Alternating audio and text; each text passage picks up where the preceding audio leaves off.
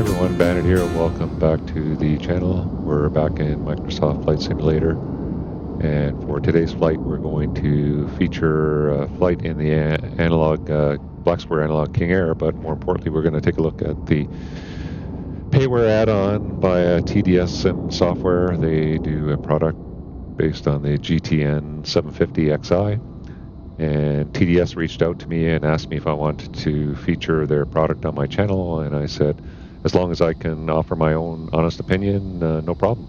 So they offered me a free version of the software, and I'm going to feature it on the channel today. It in no way reflects my opinion of the software. I'll give you my honest review of the software, and they have not seen this video prior to release.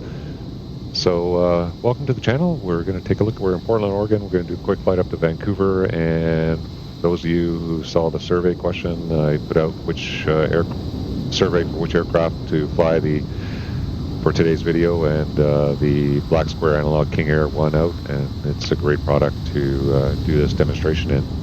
It's about an hour flight up to Vancouver. It's getting kind of noisy outside here in Portland, so without further ado, let's hop inside the aircraft and take a look at the product. Okay, here we are in the BlackSquare Analog King Air, and we have it, just going to get rid of the yokes here. We have it configured for the GTN750. And yeah, this product comes from a company called TDS Sim Software, and they offer this product, which is basically the actual Garmin trainer, and then they offer an additional piece of software that integrates the Garmin trainer into your aircraft. So you're actually using the actual Garmin trainer software, and that's what makes this version of the GTN very realistic, because it is actually based on the actual Garmin trainer. So you buy their product for about, it is price down here, it's 50 euros, so 53 US dollars. And then you get an installer, and the installer installs two pieces of software. It installs the actual Garmin trainer, and it installs the software to integrate the Garmin trainer into your cockpit.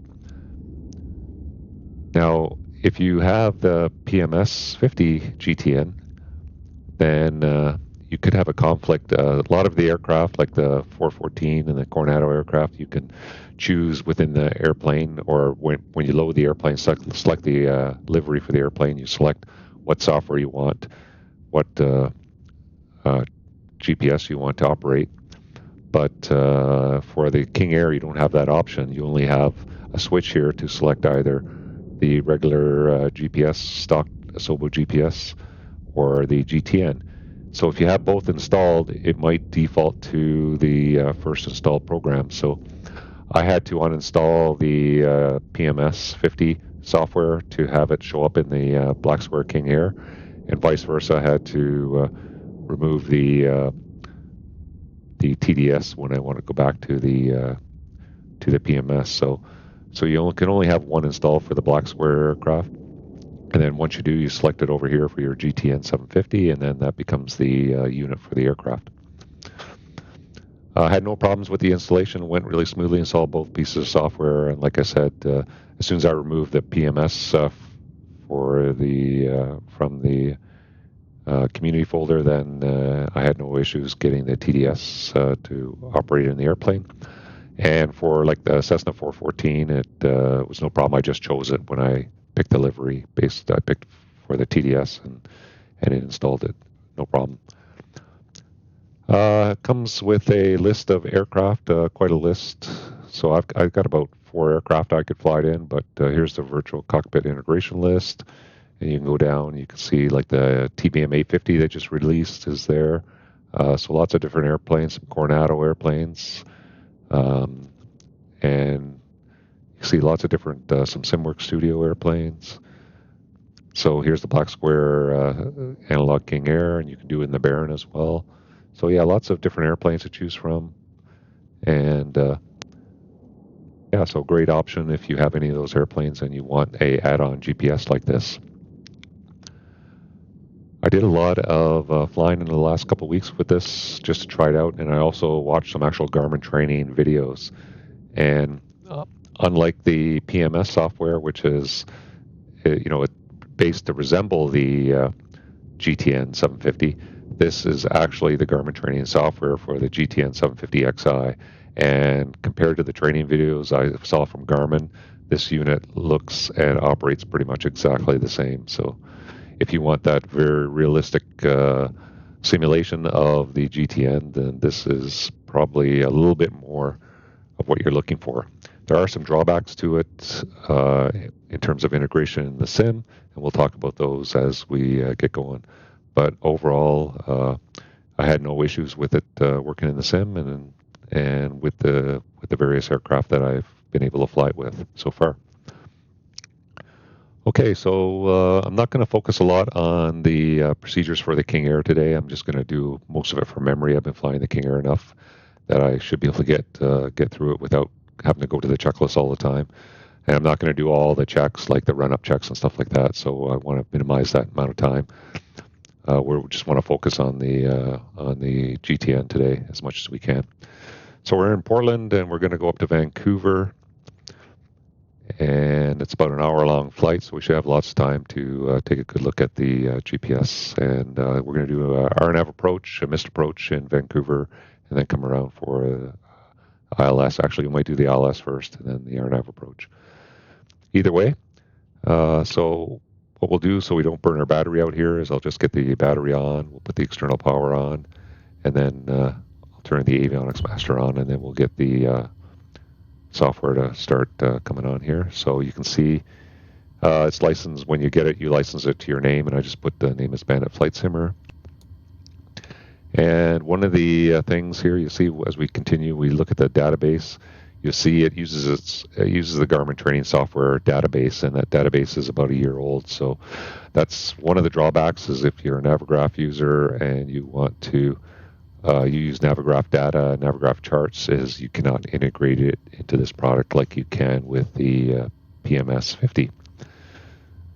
So that's one of the few drawbacks with this program.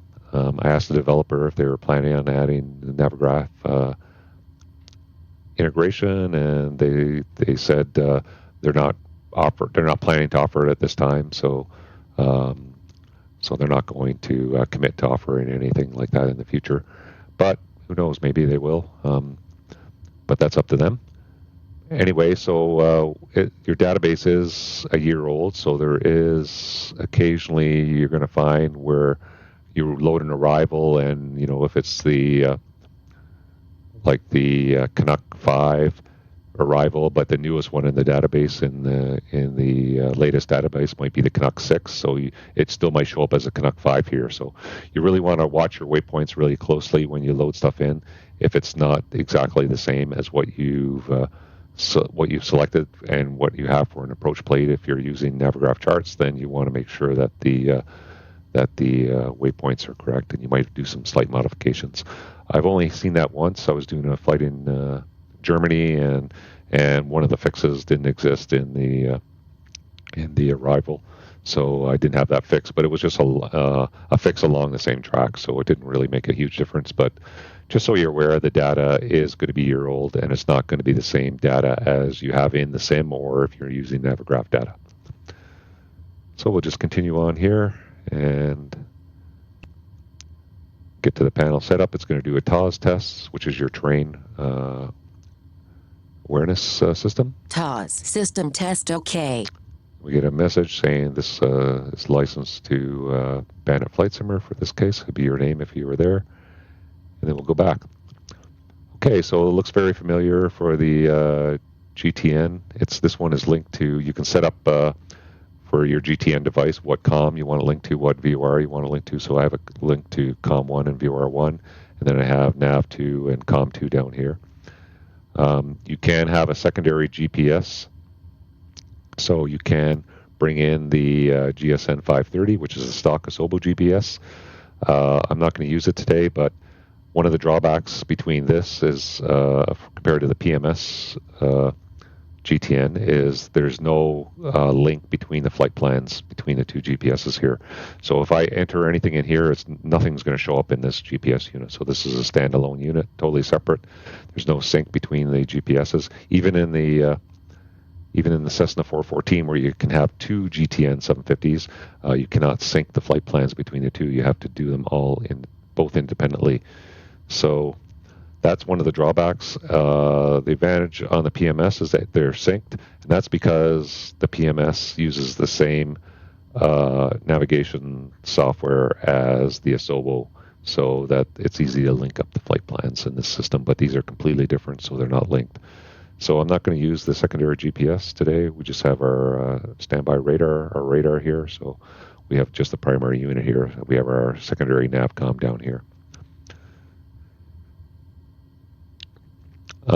There is no SimBrief integration into the actual unit itself, but there is a way to save your flight plans into the system. So if you do a SimBrief flight plan, which I did for this flight, and you have the SimBrief downloader, you can actually take it and you can point it to the file for the file folder for flight plans in the TDS software, and then you can just download the flight plan, and then it'll copy that flight plan into that folder.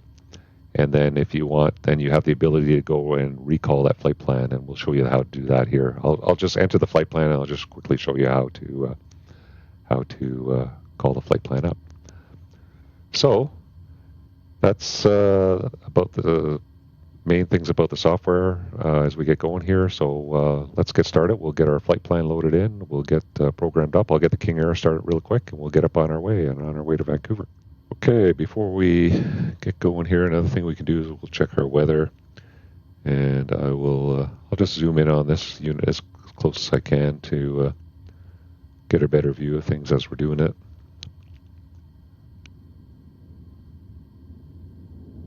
Okay, so we come down here and we're going to enter in our flight plan first, but first we can get our weather. So if we go to the airport, and we got PDX here, they have the info, your preview screen, so you can preview the airport. And this is just like the actual map database in the GTN. It uses the actual GTN map database. So this is what you're actually going to see in the real GTN. So we have the airport diagram here, and we have the taxiways and everything in the hotspots, and yeah, very nice depiction, just like the real GTN. We have procedures that are available, runway information, select the different runways, what their length is, hard surface, frequency information, and they also have weather data, and they have METAR data for all of the airports that provide METAR information worldwide. So here we're in Portland, and winds are 3206, 10 miles, 4100 broken, temperature 16, dew point 6, altimeter 3008. So we can set that for today's flight. And yeah, so that's the weather for today. No TOTAM information, and there we go. So we can go back to the main page, and so we have our weather. So let's say we got our clearance and we're cleared to, so I'm just going to come up or bring up our flight plan here. And our flight plan, we're planning off runway 28 right, direct battleground VOR, Jet 1, Seattle to Payne VOR, and then the Grizz 7 arrival into Vancouver for 26 left. Going to be going to flight level 280, and so that's going to be our flight plan today. So let's say we call up, we got our clearance, and we're going to be cleared the Portland 2 radar vectors to battleground, climb maintain 5,000, and it'll be off of 28 right, and we'll squawk 1, 2, 3, 4. So we'll put our squawk in, put your ident in here too, Charlie BNDT. And that would be for ADS-B information for other aircraft to see our call sign. I don't think it actually works on SIM, but you can actually put it in here. So we're on standby, so we'll enter that in. So we have our squawk in there. So let's do our flight plan. So I'll manually enter it in, and I'll quickly show you how you can enter it in through the download of flight plan we got from SimBrief there. So we're PDX, so we're going to battleground, so I'll just put the flight plan up here in the side here just so we can see it. So we're going to BTG. PDX Battleground. Then we're going to take an airway, and you can load your airway, Jet 1. Jet 1, and we're going to Seattle. Scroll down to Seattle, and if I look at my flight plan, full flight plan, it shows that's the correct waypoint, Alder in between. So we'll load that. And then from Seattle, we're going to direct to PAE, which is Payne VOR. And then we're going the Grizz 7 to Vancouver. So I'll just put in Vancouver so we have an arrival airport to pick up our arrival. Otherwise, I wouldn't know which airport we're going to. So we're going to Vancouver. So I'll put in the arrival later. We can do that as we're en route because we have lots of en route time to do that. So first thing I can do now is I can preview the video. So we look for the preview, and we can look at, we're going PDX to Battleground, BTG, Alder, Seattle, that's the jet airway, and then PAE, and then Vancouver, so that looks good. So that's our flight plan entered, and we go back to the map, and then we can also zoom out and see that entire flight plan on our chart here on our map as well. So yeah, so that looks good. So let's go back to the main page now, and I'll show you the other way you can enter the flight plan. So if you had a big, long flight plan that was really a lot of airways, a lot of waypoints and stuff like that, then what you could do is you could save a lot of time by using SimBrief Downloader, put it into your folder there, and then all you have to do is go to Catalog, and then click Menu. We're not going to, you can create a new catalog route, so you can create a route and save it, but we're going to import one. And then it puts the file in. So I did one from Teterboro to Montreal. Now we're doing PDX to YVR. So I just select that route. Gives me the preview of the route. So PDX, Battleground, Jet 1, Seattle to PAE. So we can see PDX, Jet 1, Alder, Seattle, PAE, Vancouver. That looks good. So I can activate that. It's going to replace the current active route, but that's fine. It's the same as what we had before. And there we go. We got our flight plan. And now we can preview that. And that all looks good. So there we go. So there's two ways to enter your flight plan. You can do it manually, or you can do it via your save flight plan from SimBrief. So nice have that feature. So we've gotten our weather. Another feature is charts. We can look at the charts. So we're cleared the Portland 2 arrival, Portland 2 departure. So charts are available, and the PMS 50, you could integrate Navigraph charts. This, you cannot integrate Navigraph charts. So it does have its own chart database, but it's only Canada and the US. So that's the unfortunate thing. If you're flying outside Canada, the US, then you don't have any charts available. So if I go to an airport like Frankfurt, EDDF, and see Frankfurt, no chart information available. So that's unfortunate. We can't integrate Navigraph charts, but if you do most of your flying in North America, you're going to have chart integration, and that's included with the software. There's no extra charge with that. It's part of their database. You get the chart database, but the problem is it's also a year old as well, but it correlates with the data that you have in your nav data for the software.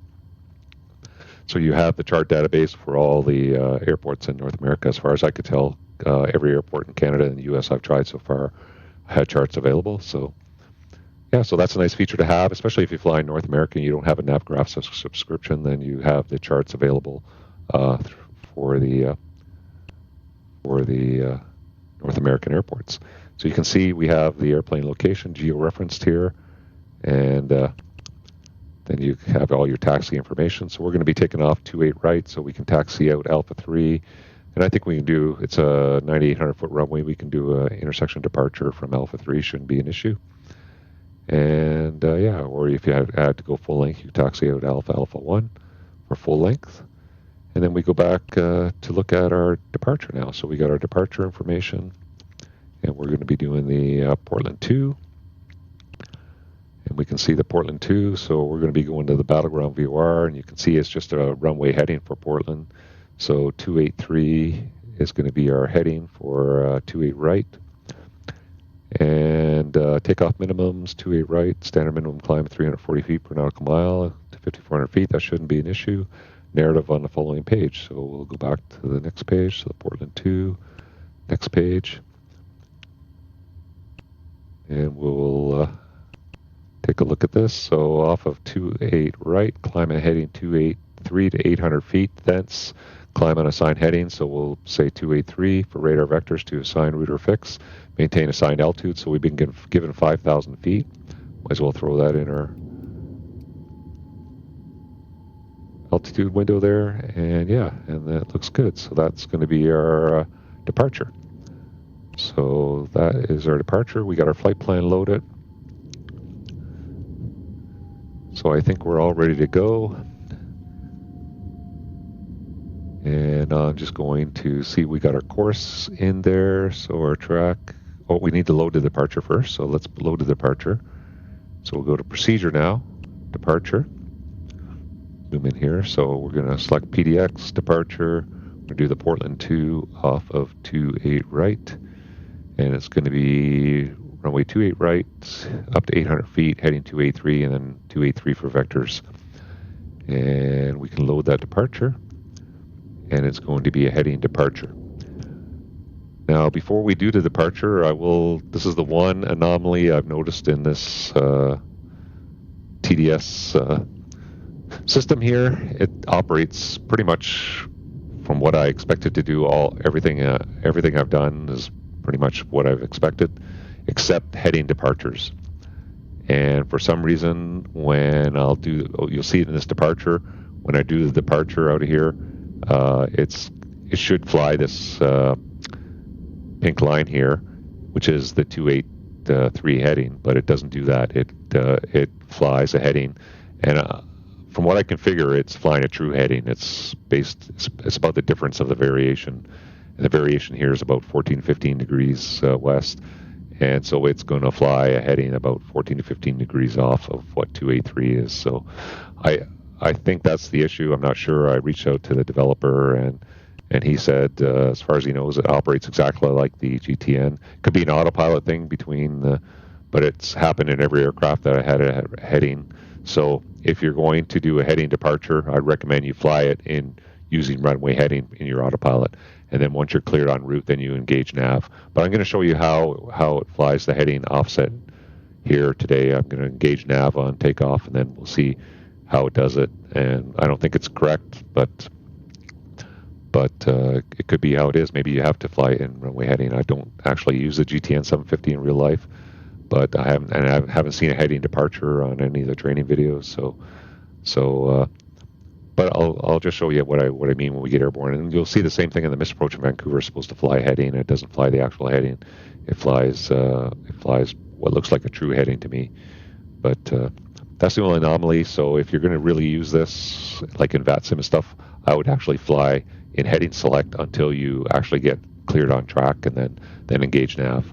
So one feature of the King Air is you got your autopilot annunciator up here, and the autopilot panel is down here with all the buttons. But you have this little feature where you can actually put the buttons up top, which is not realistic, but it makes it a lot easier than bending down all the time to try to press the button. So I'll do that now while I think of it. Okay, so we have our track of 283. I'm going to put the heading on 283 as well. And so we're all set up. So we got 283, 5,000. We're all set to go. So I think next we'll start the King Air up.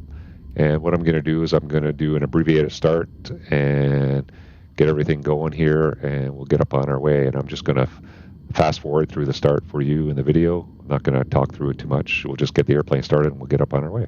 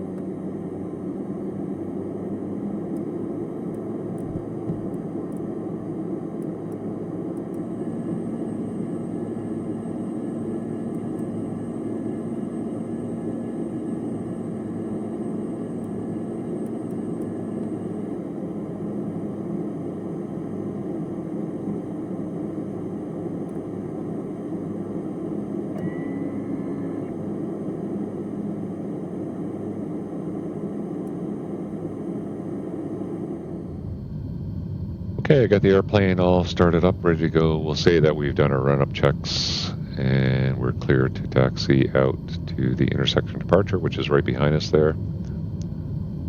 So I'll zoom in on the map. And so we're going to taxi out right on the ramp out to Alpha 3 and then depart from Alpha 3. So that looks good. Got our taxi light on. Parking brake is released. And we'll add a little bit of power.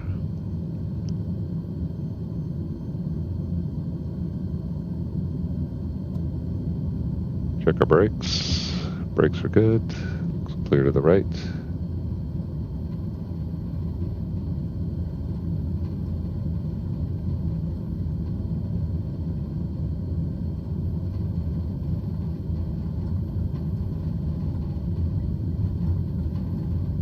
Okay, we have, looks like one aircraft out there departing ahead of us. We'll let him go out ahead of us.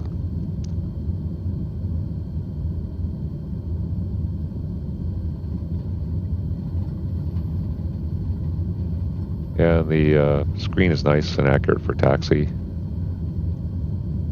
And it goes to a safe taxi mode, so you can set that. It's one of the settings, so this screen will pop up when you land, so you have your taxiway information.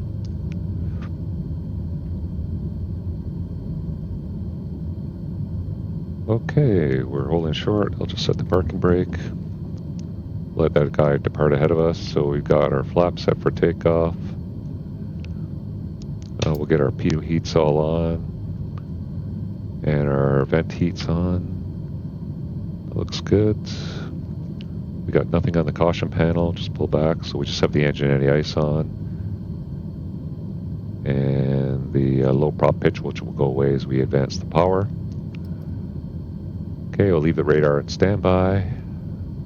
We have runway heading 5,000, so I'm going to engage nav. So I'm going to zoom out on the display here, and you see it should go to 800 feet, but that should continue. This represents a heading track, so it's going to go. If you look at the flight plan, it's 283 heading to 800 feet, then heading 283, but it's actually not going to fly that heading for some reason. Okay, we'll just let this aircraft depart. I think there he goes. Okay, so we'll taxi into position. So we'll get our strobe light on, landing light on, taxi light off, release the parking brake, hit toga, which will give me just my pitch bar. It's clear to the right.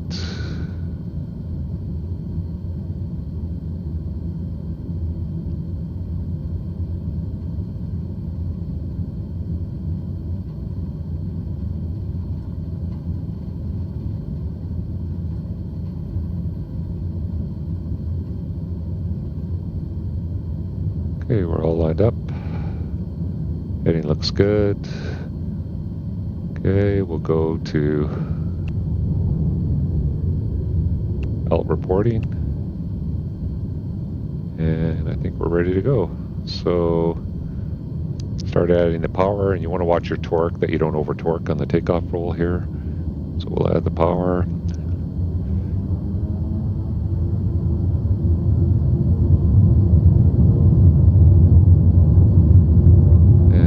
Stabilize around 95. TCPs are good. Airspeed's alive. I'm going to rotate at about 110 knots. Positive rate. The gear's coming up. Speed's good. Flaps coming up. We'll just go for that pitch attitude. And then we'll engage the autopilot. Yaw damper is on. We'll hit climb. And nav. And you'll see now it's going off for that heading there. So it should fly heading 283, which is the magenta line, but it kind of goes about 14 or 15 degrees off heading. So it's actually flying a heading of about 267. So about 16 degrees off. If we look at the variation, that's about what the variation is. So I think there's just some kind of bug with that ability for it to actually fly the heading. And so what should happen? So we're climbing, we got our gears up, flaps up, T's and P's are looking good, we're climbing up. So let's say we've been radar identified, we're cleared up to 17,000, and we're cleared, so we're still flying that heading for vectors, and it's going to keep going on this heading, even though it's not the correct heading, and the vectors will keep moving out until we've been cleared something else. So let's say we're cleared 17,000 direct battleground. So all I have to do now, since I'm in nav mode and I'm tracking the GPS, I just have to hit unsuspend, and it's going to now get rid of that heading for vectors, and it's going to take us direct to battleground. And it's got our track of 015 to battleground, automatically put that in, and we're continuing the climb. So let's do our after takeoff checklist. Gear is up, flaps are up, cabin is starting to pressurize, cabin rate of climb is good. Good. I'll get the landing light off.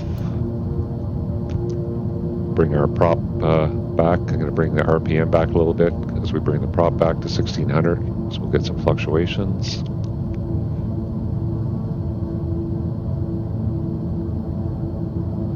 So I'll bring that back to about 1600. Get the prop sync on. Bring the torque back up. And I'll leave the engine anti-ice on until we're above the cloud. And anti-ice as required. We'll get our windshield heat on low. And that is good for the after takeoff checklist. And we're now tracking direct to battleground. So you can see over here, direct battleground. And we got our course going there of 015. That looks good. And it's just going to slowly eke over to the track there. Looks good. So we're climbing up nicely. It's through the King Air climb schedule. Climbs at 160, and then it goes 150, 140, 130 as you go up through the different altitudes there. So it looks good. So we say we're cleared now to our next altitude of our final of 280. So we'll put 280 in there. Check our pressurization is set for 280, so we can see cabin altitude 280. And we'll just monitor the cabin. It is pressurizing there. Props, so yep, so it is hard to see that gauge with the lever there. So you can see the differentials coming up in the cabin, altitude's climbing, and it's only climbing at about 500 feet per minute, so that's good. Through 10,000 feet, the landing light's already off, and pressurization is checked, so that looks good. So we're climbing out there nicely. We're above the cloud now, so I think we can get the anti-ice off, engine anti-ice off. So we need to reduce a little bit of torque here, because we're going to get a bump in torque when we shut those off. Okay, we shut them off. The light should go out, and we're waiting for, you see, to get a little bit of bump in torque there. Once it's stabilized, I'll set it as close to 100% as possible. And we'll continue our climb. Okay, T's and P's are all looking good. Max temperature for the climb, that looks good. Okay, so we're climbing away. So now we track into battleground, and then our next turn is going to be Alder there, and that looks good. Okay, now we can start looking at some of the features of the GTN as we're continuing the climb out here in Portland. So like I said, of all the flying I've done, all the procedures, that is the only anomaly I've had so far is whenever it does a heading. Whenever it has a heading in the procedure, it's not flying the correct heading, it's flying a different heading. So I don't know what the problem, why it does that. So if you ever have to deal with that, fly heading, just put it in heading select, fly the required heading, and then when you're done flying that heading, go back to nav. And then you can hit suspend, and then fly in heading, hit suspend, unsuspend. Once it tracks the battleground, you can just select nav, and then off you go. So if you're doing like VATSIM and stuff like that, that would be the way I would do it on VATSIM. Other than that, the software has worked flawlessly for every other thing. It's done exactly what I expected to do. That was the only anomaly I've had so far. Okay, So we're climbing out here. We'll get to transition, and then we'll start talking about some of the features of the GTN.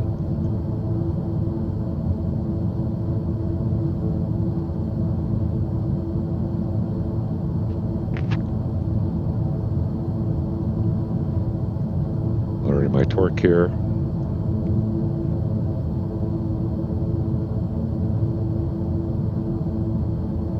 So right now it's on auto scale, and that's a nice feature to have too. You can set those settings. We'll just go through the settings. There's so many settings. It's just like the GTN, real GTNs. So all the same settings are there. So we'll take a look at those in a few minutes. I'm just going to get the transition, and then we'll set that altimeter. Get a pretty good crosswind. Let's hop outside and take a look. So we're climbing out of Portland here.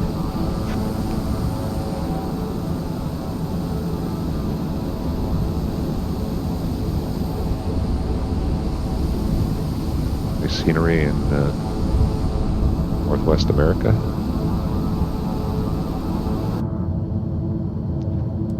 Okay, whoops, put that back. Okay, we're gonna go transition, set 2992.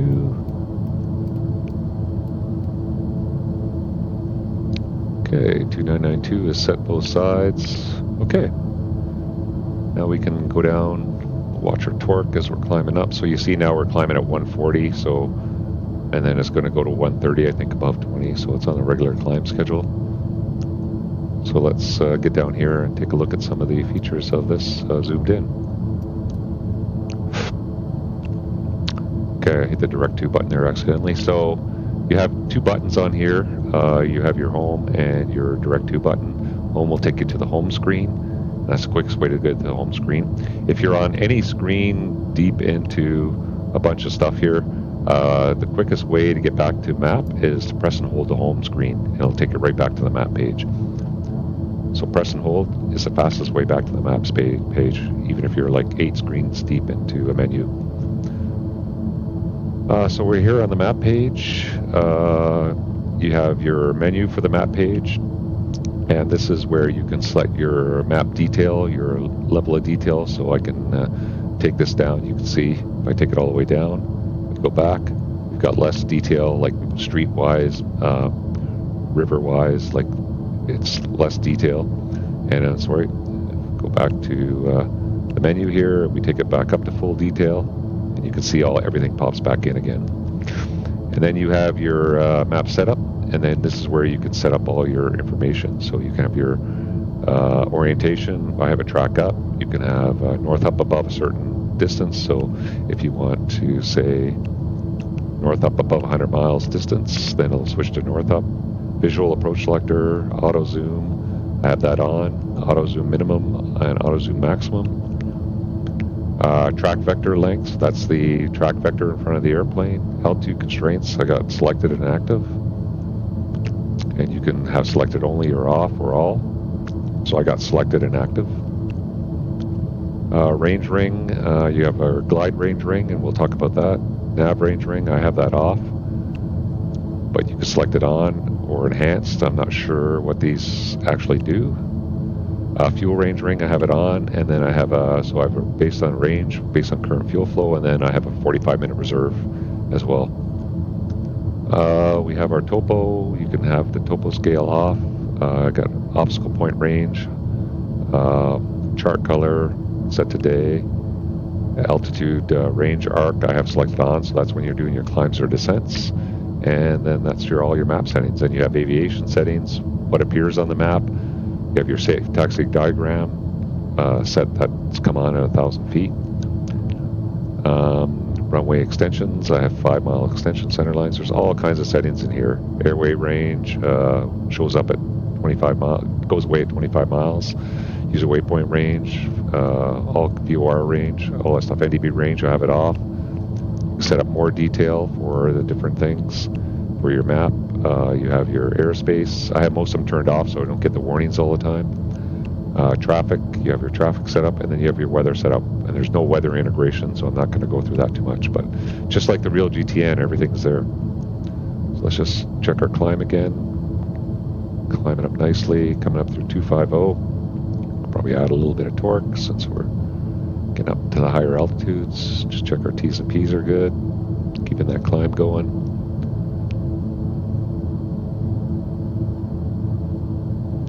Yeah, so on the map setup, the other thing you can do is change the map fields, so you can select what you want in these different map fields here. I have direct track, I have the crosswind, or the actual wind, distance to the next waypoint, and then I have vertical speed required based on our VNAV. We don't have VNAV active yet, so there's nothing there right now. But there's, if you want to change these fields, there's tons of things you can choose from here. So you can have your charts page linked there, you can have a function linked there, you can have data, all kinds of options to choose from. It's like tons of information. And you can choose that layout, how you'd like to have it set up. So we're coming up to 1,000 feet to go. So we'll just watch the level off there.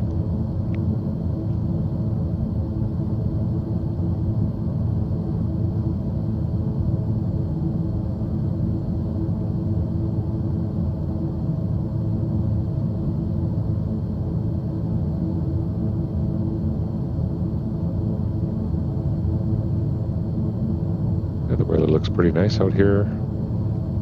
It's about the same in Vancouver. We got a wicked crosswind here, 74 knots, so you can see our crab is quite substantial. So we're level off at 28,000 feet. Check our cabin altitude is around 7,500. Just starting to level off, that looks good. Starting to accelerate up to our cruise speed, and I'm going to keep just max power cruise speed going here. T's and P's are all good. Yeah, so that looks good. So let's start getting down into the map features a little bit more.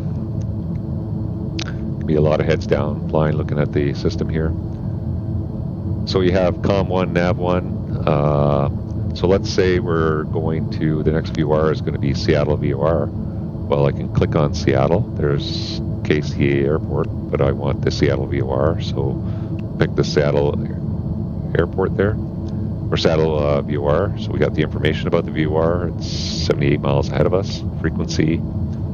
So what I can do is select that frequency, and I can make it in standby or active. So if I put it in standby, there's the Seattle VOR. Now I can just put it in the active. And you can see NAV 1.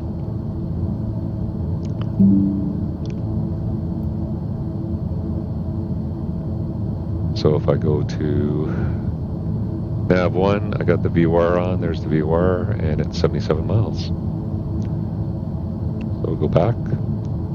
So that's a way of getting information off the map. So you can click on any item here, and then you can click on it down here, and you can get information about that airport. So if we, let's say, we had to divert to KAS HN, so we go down, get the airport info. It's elevation. We can get the runways. So it's got a hard surface runway, 5,500 feet. Yep, it should be fine for us. We can get the weather data there. Oh, there's no METAR available for that. See what procedures are available. So all that information is accessible just by clicking it on the map. Talking about the map overlays. So one of the map overlays is weather, and it's not available. So like I got traffic, topo, and then in your map setup you can actually have weather. I got the weather turned off for the display, but there is no way to superimpose the Microsoft generated NextRad weather onto here. Even though it has NextRad options on here, you can't superimpose NextRad weather on here. So on a plane like this where you have your weather display, if you have weather, you can actually have it show up over here, and you can kind of correlate, okay, if there was a big cell right here and I should probably go maybe 20 miles to the west, maybe that would be a good diversion for us to go. So one thing you can do on here is you can graphically alter your flight plan. So let's say there was weather just to the west of Alder here. So let's look. So let's say it might be worth going to DUMS here to avoid the weather. So we can graphically edit our flight plan. So now I can go and take my route and I can bring it over to DUMS here. It'll click into DUMS. I can zoom out and go, okay, and now our route's going to go from, instead of Alder, it's going to go to DUMS and then Seattle. And if I'm happy with that route, I can request now ATC, so my plane's still tracking on my flight plan. Nothing's changed yet. It's still on that track. But I can ask ATC for weather, request direct DUMS, and then Seattle VOR, and he can say, okay, that's approved. And then I can just hit done, and now I've got, go into my flight plan and go flight plan direct to DUMS, activate, and now it's going to go direct to DUMS and then Seattle, and then the rest of my flight plan is going to be it's going to be the same. So that's one way of entering graphically. You can graphically modify your flight plan in the sim, which is a nice feature to have. And especially if you're trying to correlate with some radar over here, or if you had a radar display on here, you could do that. And again, I'll look at the weather, and there is no integration with the weather here. I can turn the radar on. And, well, there is no weather anyway, but nothing's going to show up. But you can take it out of standby mode. You can put it in weather mode, and it's just going to kind of give you this test pattern. There's no weather integration with the sim. So if there was weather showing up here, it wouldn't show up here the same. So that's unfortunate that it doesn't integrate, but how realistic is this weather anyway? So that's one way to graphically modify your flight plan. So now we're going to DUMS and then off to Seattle. So we'll just continue with that. So that is most of the map features I think I want to talk about today. We have a traffic map as well. So we have traffic. We can display that. Now traffic, I have selected traffic to show up on the, I have traffic showing up on the main map too. So that should show up if we have traffic in the vicinity. And we'll see some as we're going into Vancouver, and you can see the traffic icon there showing I have traffic selected. Okay, so we go back to the home page. So we have the traffic. We can call up a terrain map. So we're well above the terrain right now. So we see our GPS altitude, and there's no terrain obstacles. But I'll flip this on when we're going to Vancouver. We'll get an idea how the terrain map looks. Weather doesn't work. Charts. Now we can look up the chart information. So we're going to Vancouver, and now we can choose our approaches and our arrival that we're going to do. So we'll start off with the ILS approach 26 left. So we'll pick that.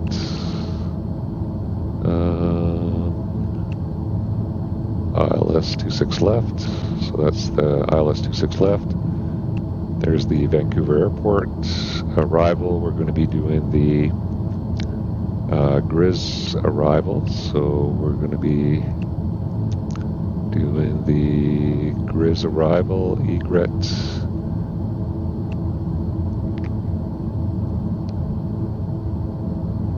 And no, I don't think it's this one. 3 pages there. Yeah, it's this one here. So we're coming in by egret. So from Payne to egret, and then we're going to be going downwind for the, so that's the arrival we're going to be doing.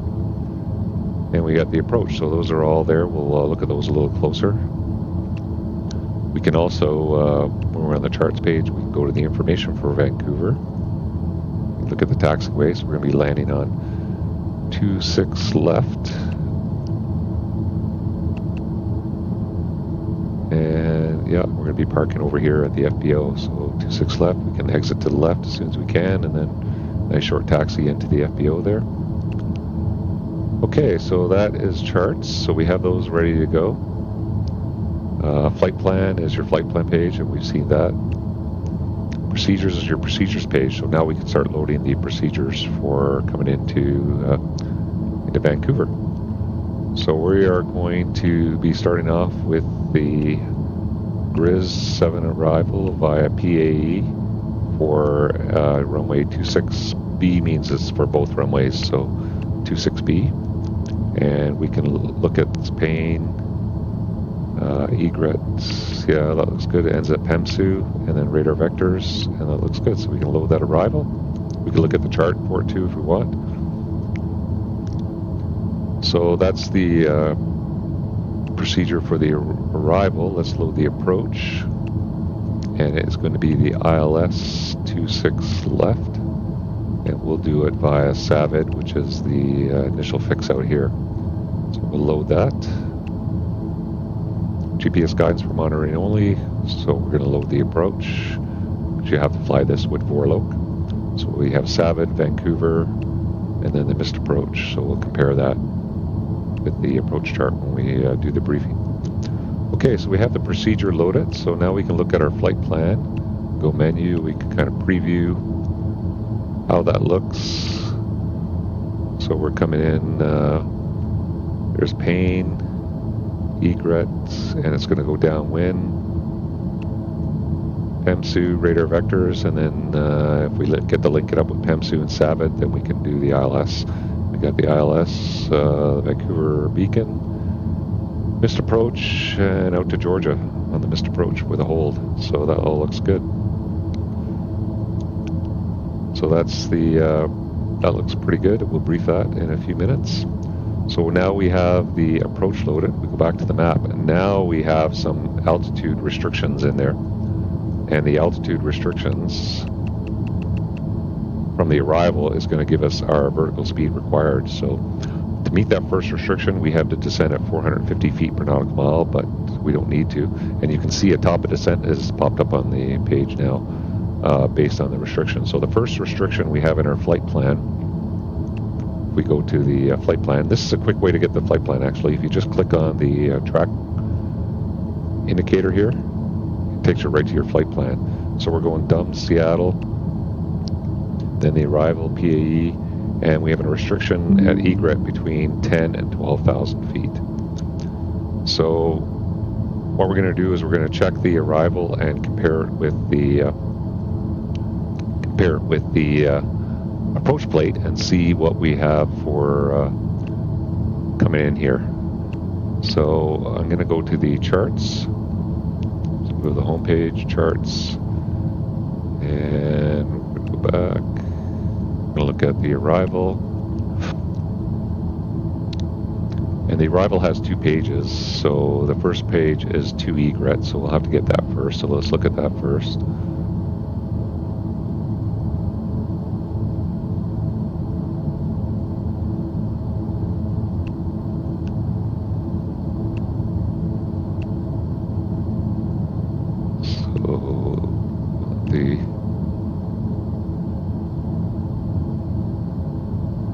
So this is the first part of the arrival. We'll zoom in. So we're coming in via PAE, and then it goes to BZOF, and then it goes to egret. So they have the restrictions at egret. It's defaulted to, for 26 left and right, it's got 10 to 12 at 250 knots, but we're a non-jet aircraft, so we have to make it hard at 10. So that's why it's always good to check your approach plate. So it has put in the correct altitude points, but for non-jet aircraft, which we are, we have to make it hard at 10. So we can go back and modify that. So let's go back and look at the remainder of the arrival. So from egret, so again, egret hard at 10 for non-jet aircraft, and then we go to GoVav 8 or above, Aubin 10 or below at 220 knots, KPG, and then PEMSU at 3,000 above 210 knots, and then a track, a downwind determination waypoint for a track of 083. So now we can go back and compare it in the flight plan. So no altitudes there. Egret was the first altitude restriction, and we're going to have to make that hard at 10. So now we can go in and modify that. So we can go in here. We can choose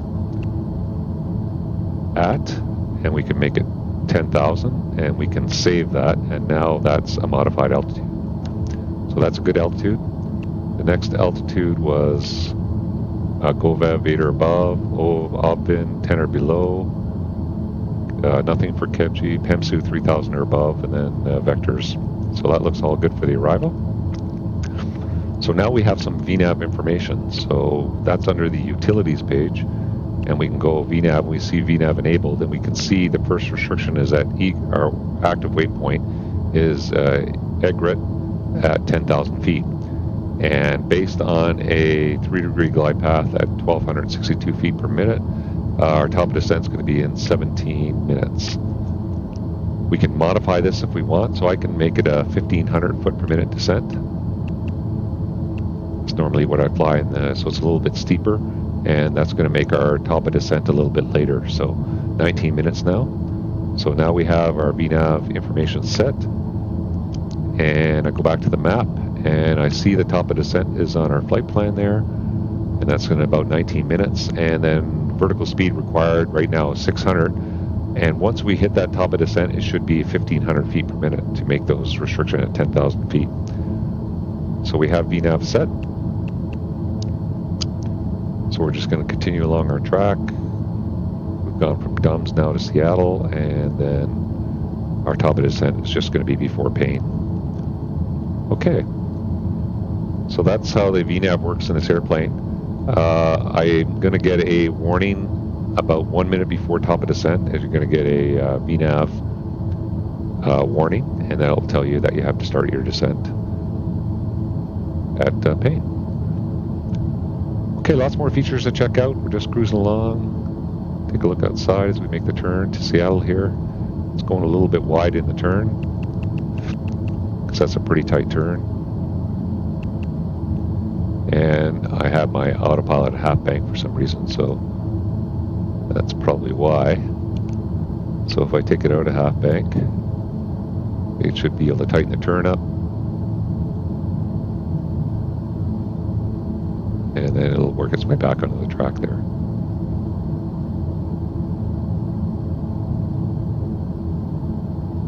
Yeah, so that's my fault for leaving it in a half bank there for the turn. That's why with the speed we had, it was a little bit wide in the turn, but it'll re-intercept the track, and then off we go to Seattle. You can see it correlates with the actual VOR, so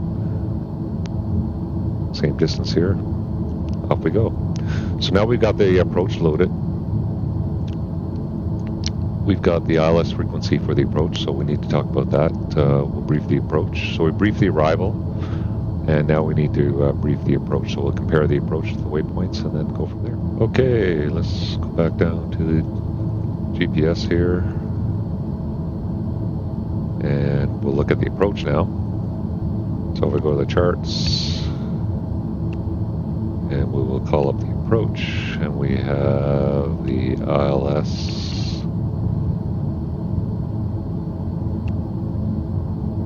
26 left.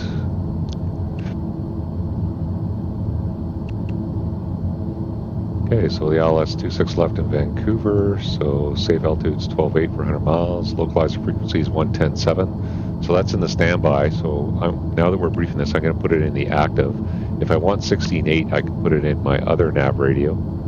So I can put 16.8, transfer it over, and I can go over and put it on channel 2 and VOR 2. So now I have the VOR for Seattle on the nav radio 2, and I have my ILS ready to go for the approach. Okay, approach course is going to be 263. The FAF is at Vancouver NDB at 1,390 feet. So that's good. Got our depiction there. So it's going to be SAVID 3,000 feet, intercepted glide path, FAF crossing 1,390 down to minimums of 207, which is 200 feet. We can set that on our rattle.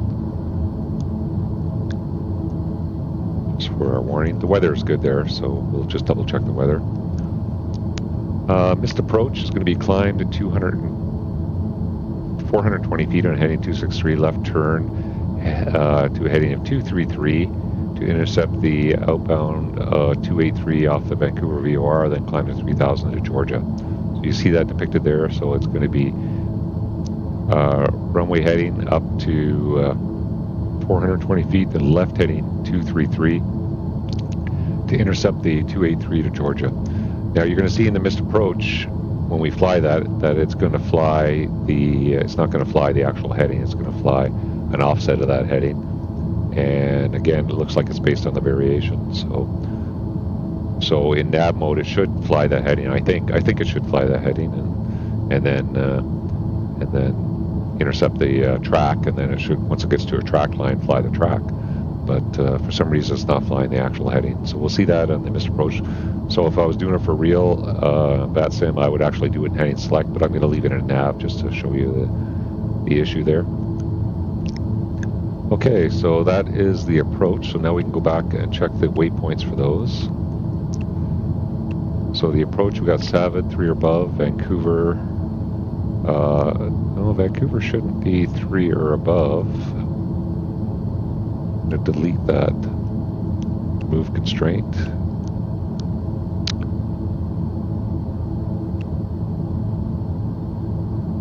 So remove constraint, save that. Remove constraint. Okay, so yeah, that constraint shouldn't be there. I don't know why it is. And then we have the missed approach point. Then we have 420 feet, heading 233, and then track 283 to Georgia. Okay, and then hold at Georgia. So that all looks good. And if we look at our chart here, we can see coming in, there's Payne. And it all looks good. Goes to Egret there, and then it goes downwind to Pemsu. And then we go on vectors, but if we link it up with Savid, then we can go in on the approach. And then the missed approach all looks good. So the looks pretty good in the flight plan there. Okay, so that's all briefed up.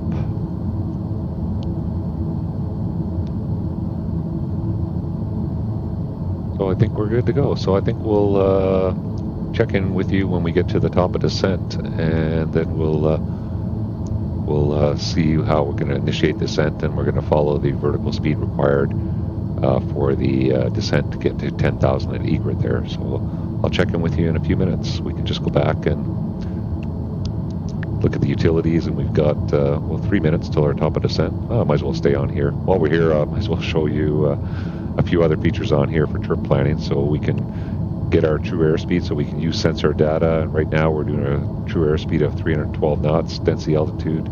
We see our ground speed. All the sensor data from the airplane is available here, and that's a nice place to get your true airspeed information. We can do our fuel planning, and we can see based on present position. We can do flight plan mode, and we can do cumulative flight plan, and we can see we're going to land in Vancouver with 971 pounds, and you can see right now we have 1,200 plus probably a little bit in the aux. Oh, the auxes are pretty empty, so yeah.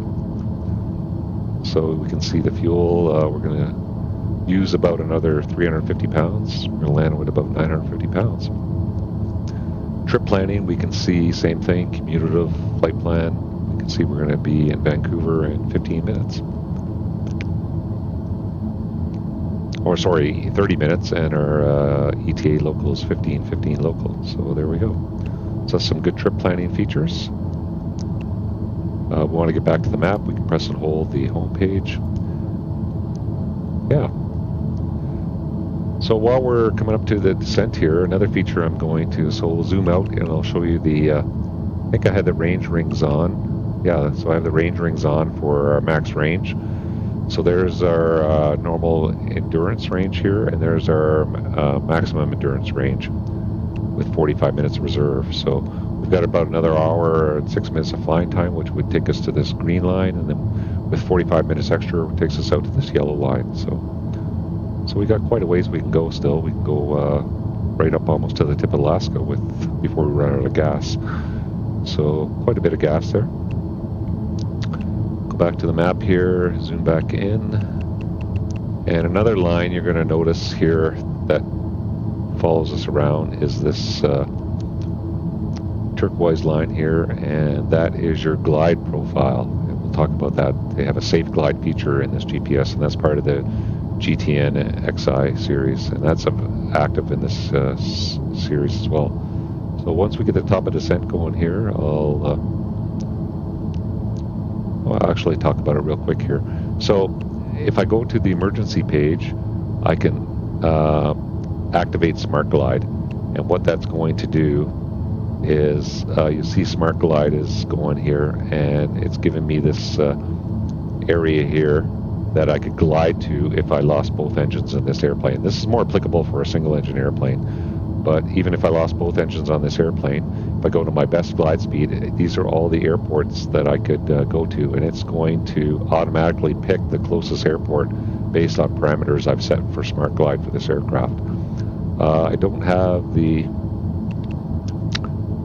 continuous go back into the settings here, and back to map settings, and we'll say aviation. I think there's a setting for Smart Glide.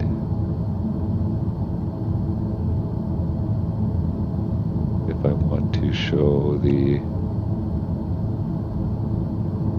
maybe enter map.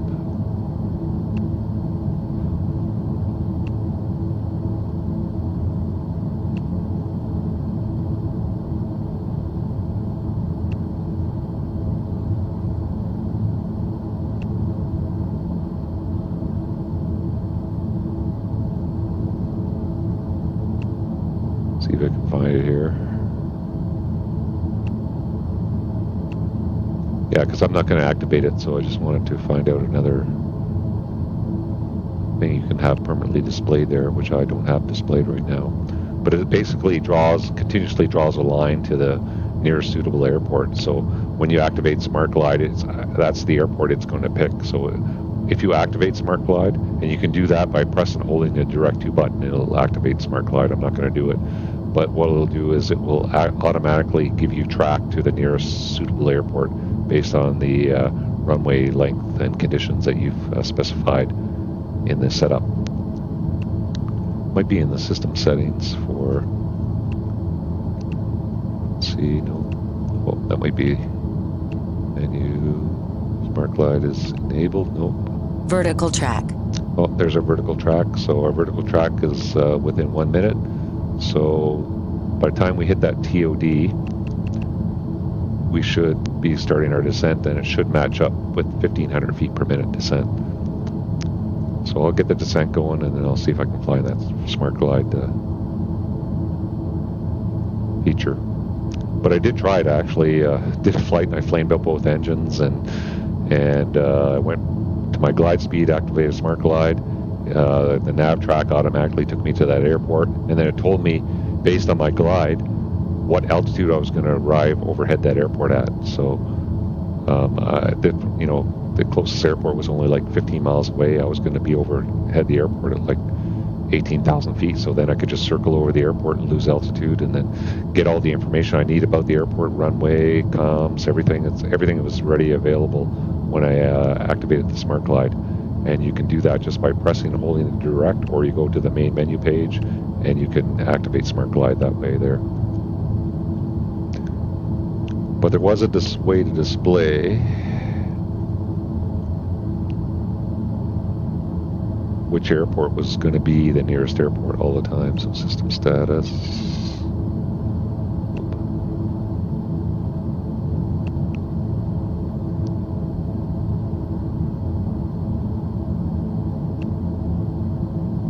This is where you set your nearest airport options, 2,000 feet, hard, soft, runway.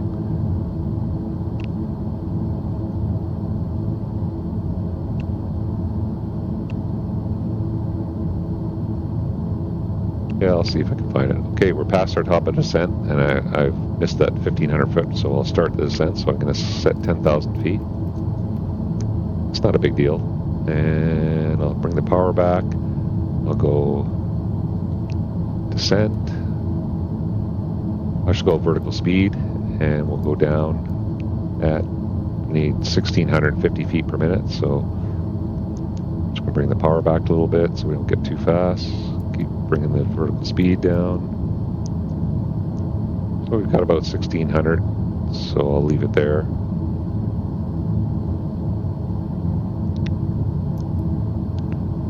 And we'll just monitor that vertical speed required to meet that 10,000 foot restriction at egret there. So you see now the bottom of descent is at egret. You can see my banana bar there is showing just before egret, so it should be fine for making that 10,000 foot altitude at egret there. You can see my glide is changing as we're getting a little bit lower here. So this is obviously based on the winds, so I could glide. Should be able to glide a lot further this way based on the winds. That doesn't kind of make sense, but probably none of these airports are suitable here, or they're too far away. So I have more airports this way, maybe. Okay, let me go back to the menu, see if I can, maybe it's under map setup.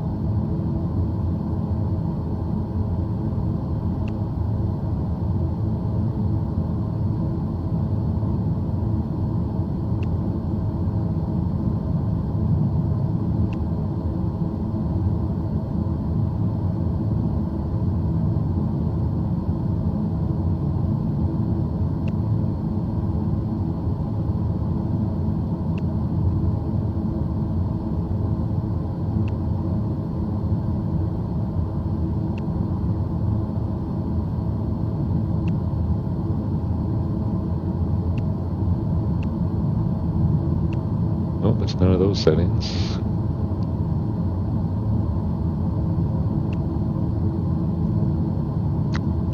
I did see that setting somewhere, so.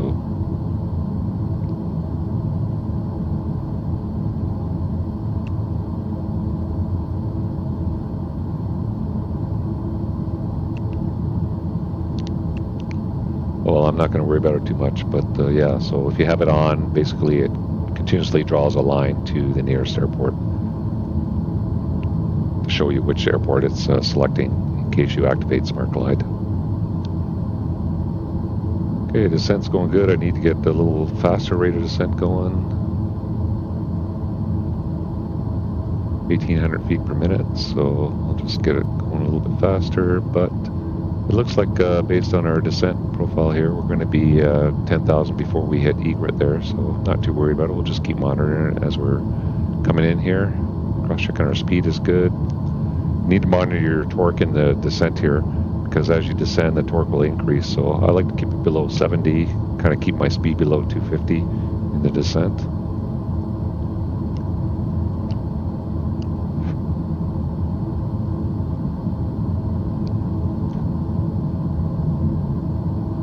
If anybody knows where that setting is in this system, let me know. I'm sure I'll be able to find it again. Well, while we're here, let's go look at the Vancouver airport weather. So weather data for Vancouver. So the METAR is winds 280, 16 gusting 22, good visibility, scattered cloud, broken 6100, temperature 11 to 998 when we need it on the altimeter. Yeah, so it's obviously they're going to be landing on the 26s there.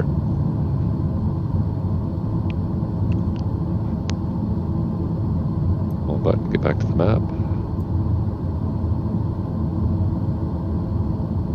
So if I wanted to get the Vancouver ATIS, I could also go menu, airport info, frequencies. Go to frequencies, get the ATIS. And I can put it into the active frequency. Vancouver Airport information, Yankee 2100 Zulu. Wind 268 at 11. Visibility 10. Sky condition, ceiling 6,200 feet broken. Temperature 11. Dew point 10. Altimeter 29.908. ILS runway 26 right and ILS runway 26 left in use. Landing and departing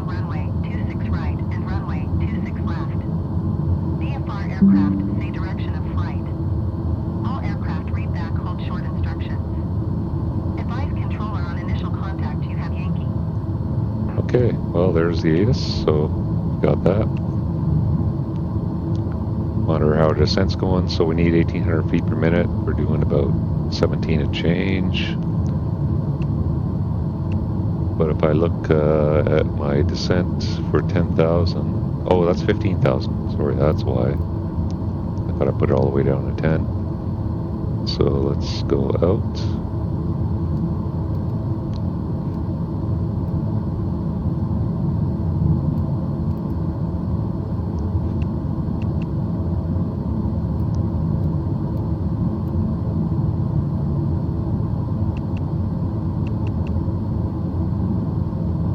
Okay, yeah, so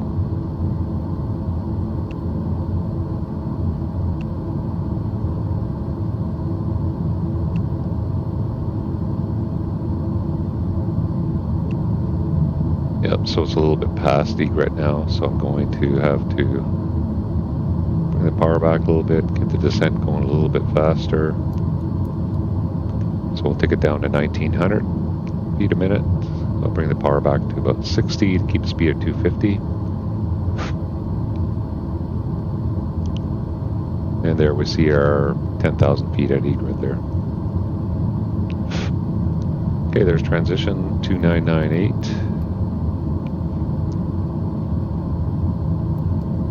Okay, we'll set that. So the altimeters are set. And looking to be at egret at 10,000 feet. Okay, the descent, we can put our cabin pressure controller at sea level for Vancouver.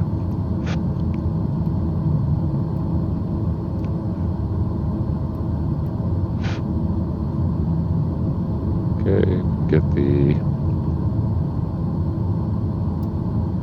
I'll throttle back to arm again.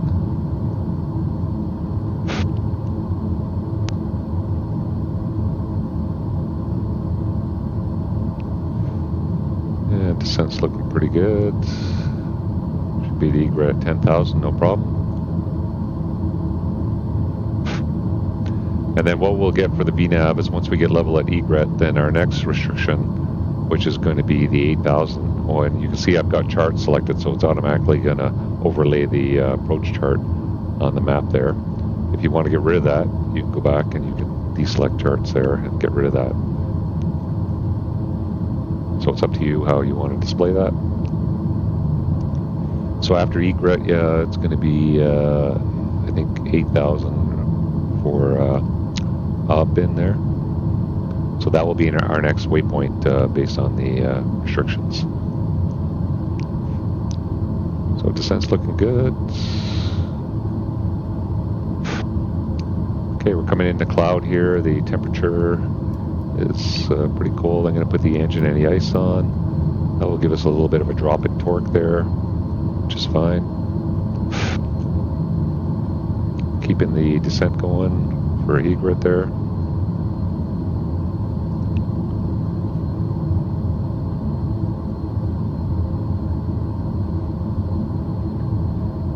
Yeah, so overall, using this system here, I found it to be very realistic. Watched a few hours of training videos on the GTN 750Xi, and like I said, pretty much operates exactly as it did in the training video.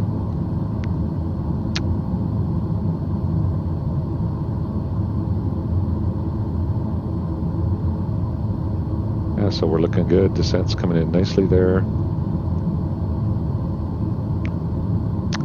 And our max speed was 250 knots at egret, so we're going to be below that. I generally stay 250 or below in the King Air. I mean, our red line speed is just over 260, so. Okay, just coming into the cloud. De-ice is good for now. There's our altitude alert, 11 for 10. Altimeters are set. And we're going to level off at 10,000. And our next restriction, if we go to the chart, would be stay 10,000 feet or above for the next altitude too. So we're going to be at that altitude for level for a few minutes there.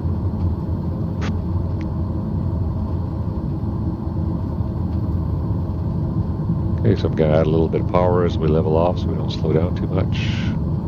So we made 10,000 feet of egret.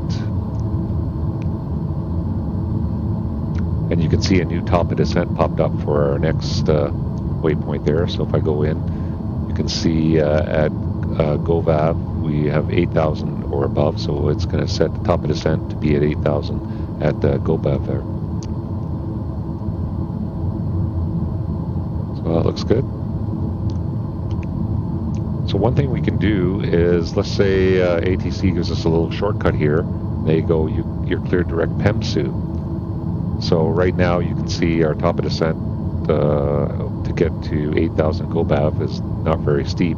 But if I go direct to PEMSU, so I go direct to flight plan PEMSU, and we activate that, now I've got to go at 1,300 feet per minute to reach the altitude restriction at PEMSU.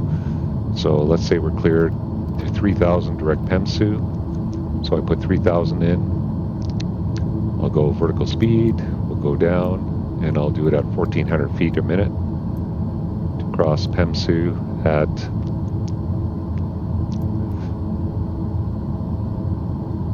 3,000 feet. Just bring the speed back, power back a little bit, keep the speed from getting too high.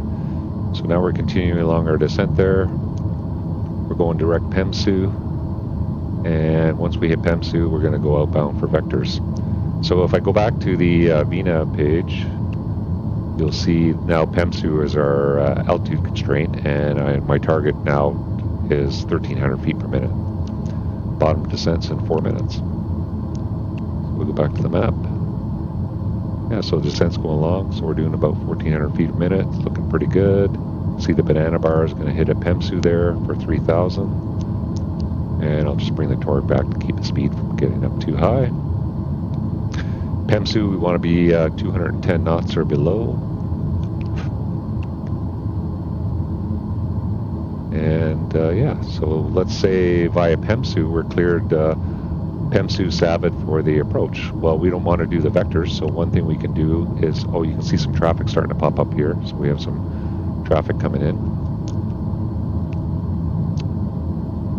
The traffic map. So yeah, if I go to the traffic map now, you can see all the traffic that's around us here. If we go to the terrain map now, we can see the terrain that's around us as well. I can superpose a map. I can actually select terrain to be displayed on the map as well. Okay, so let's say we're cleared via PEMSU SAVID for the approach. So if I go into the flight plan, I don't want to do this vector, so I can remove that vector. Vertical track.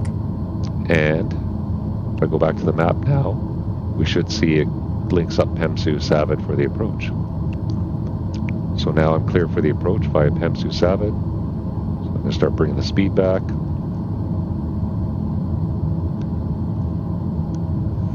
No point in putting a landing light on at 10,000 feet here because I'll put my recognition lights on, but the actual landing light's in the nose gear, so it's not going to come on. So recognition lights will flash lights on the ends of the wingtips there. Okay, yeah, so PEMSU, SAVID. Okay, we got the approach identified. That's good. I have it set up. One of the settings you can do in the settings. So if I go system, if I go to setup, you got ILS CDI capture auto switch. So I have it when it captures the ILS CDI, it auto switches from GPS to Vorlok. So I don't have to change the CDI from GPS to Vorlok. It'll auto switch once I've captured the ILS. So that's a handy feature, but you want to make sure that it does switch to Vorlok down here before you get clear for the approach. So speed's coming back, looking for 210 via PEMSU. Descent rate's looking good. Actually, I don't need quite as much anymore. I can start backing it off a bit, so go up a little bit, go about 1,000 feet per minute.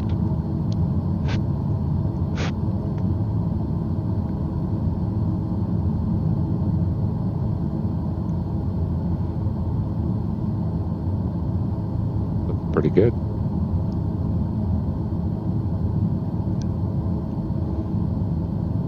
Yeah, this GPS unit really functions, except for that heading thing, it functions pretty flawlessly. And you'll see the heading thing again on the missed approach, but only way, it's not hard to get around it. You just actually just fly heading select when you actually have headings in your nav system. But any other FMS I've flown that had heading as part of the nav database, it would fly the actual heading. It would not do what this plane does, or what this GPS unit is doing. So I think it might be a bug. Hopefully the TDS will be watching this video and they can get an idea of what I'm talking about there. I don't think when I described it to them they fully understood what I meant.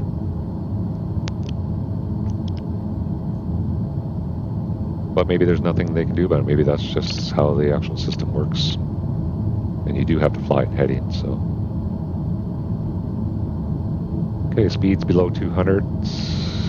Coming in via PEMSU, we're leveling off. Going to maintain 3,000, and then once we are inbound, I'll arm the approach, and then this should auto switch to Vorlok based on the setting I've set in the system there. So looking good.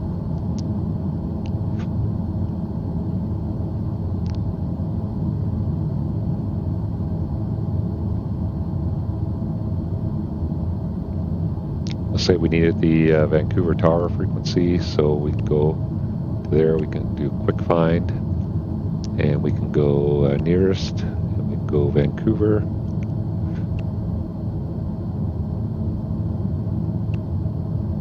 Get the tower frequency. There's the tower frequency, 1955. We'll make that the standby. We'll make it the active, actually. Okay, speed's coming back nicely. I'm going to add a little bit of power. I want to stay about 160.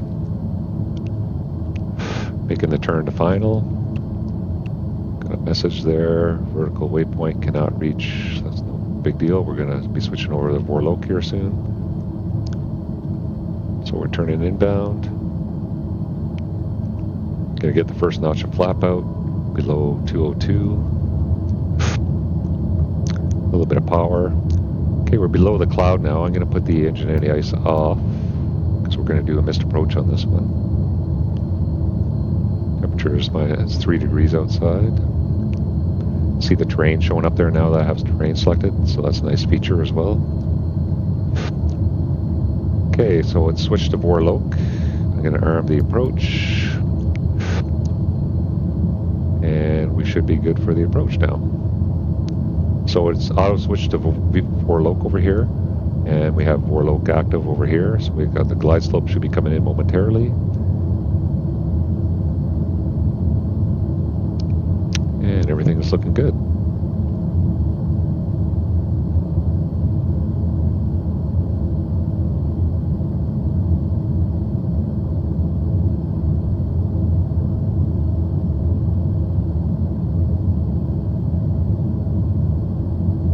Just going to go to the chart and double check the missed approach altitude. So go to charts. The missed approach climb to 3,000 feet.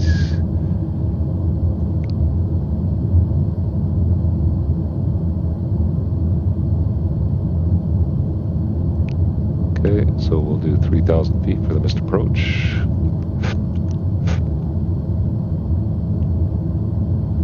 That's the nice thing about the dual GTNs, like on the Cessna 414, you can actually keep your charts up on one side.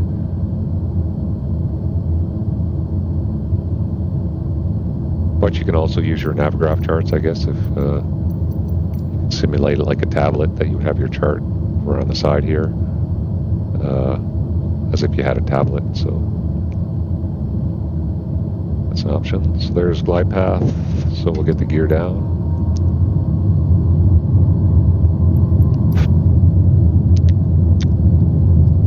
Get the props full forward. Okay. Get our landing light on. Altitude alert. So we got the glide slopes captured.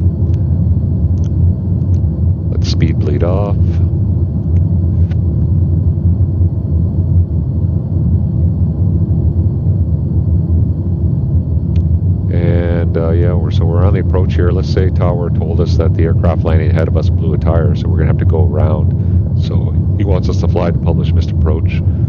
So we'll just wait. So we'll tell him we'll just wait till we're half a mile final, and we'll just do the published go around from the half mile final. So that's no problem. So we'll leave the flaps. We're not going to go full flaps, so I'll keep the speed up. So we got gears down, 3 green, flaps are at approach, props are full forward. We got the anti-ice, I'll leave it off. If we're landing, I'd put it on just for being on the runway, just for FOD protection. Speed's good, I'll keep the power up. I'm not going to go below the blue line here, so we'll keep it around 130 if we can. So pre-landing check looks good, cabin pressurization is coming to 0. So everything looks good. So on the go around, I'm going to hit toga. It's going to give me an initial pitch attitude. And then we're going to get a pop-up here about if we want to activate the missed approach. And so once I do that, then I'll select climb and nav for the remainder of the go around. So we'll get ready for the go around here. Then we'll fly the published missed. And if you remember, it was runway heading to 420 feet, then left turn heading 233, I believe. And you'll see it's going to just not quite fly the heading for us.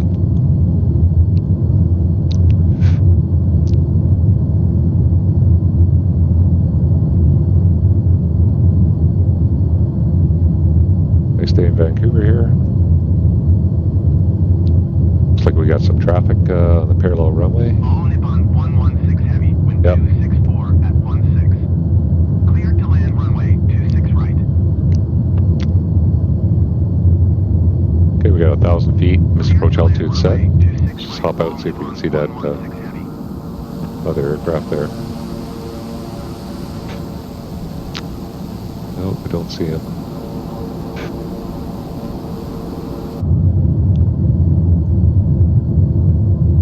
Okay, I'm gonna put the lights on since it's getting a little bit dark in here. Okay, so we'll do a go around at about 300 feet. I'll just hit toga, we'll pitch up, positive rate, gear up. Then we'll get the speed 500. flaps up. There's our 500 foot call. That's part of the TAWS system.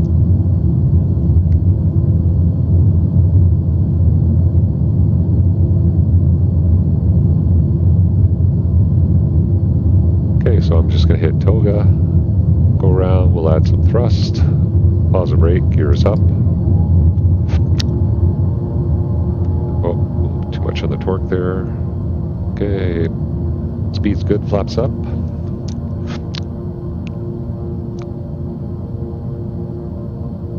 Okay, I'm going to hit climb. And there, the missed approach. Do we want to activate the GPS missed approach? Yes.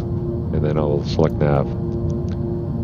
So now it's going to turn left. We're above 420 feet. It's going to turn left to that heading of 233, but it's not going to quite do it. So gear is up, flaps are up, power is set for the missed approach, 2,000 for 3,000. So it's kind of overshot that heading a little bit here, and then it's going to intercept the track. Once it gets on the track, the rest will be fine. So I'm going to zoom in, just kind of show you how it's not quite flying the heading. So it should be flying that magenta line for the heading. So let speed build up. I'm going to stay below 200 knots, set about 50 torque. Okay, yeah, looks good. So it's going to continue on that heading. And I think the heading is 233, and the actual heading we're flying is 218. So it's about 15 degrees off. And if we go to the chart for Vancouver, All Nippon 116 heavy, exit runway when able. you can see the variation 17 degrees. So it's pretty close to the variation difference for what it's supposed to be doing. So once it intercepts that track, it should continue outbound for the hold, and then from there on, it's fine. So it's just this heading part here that's not working.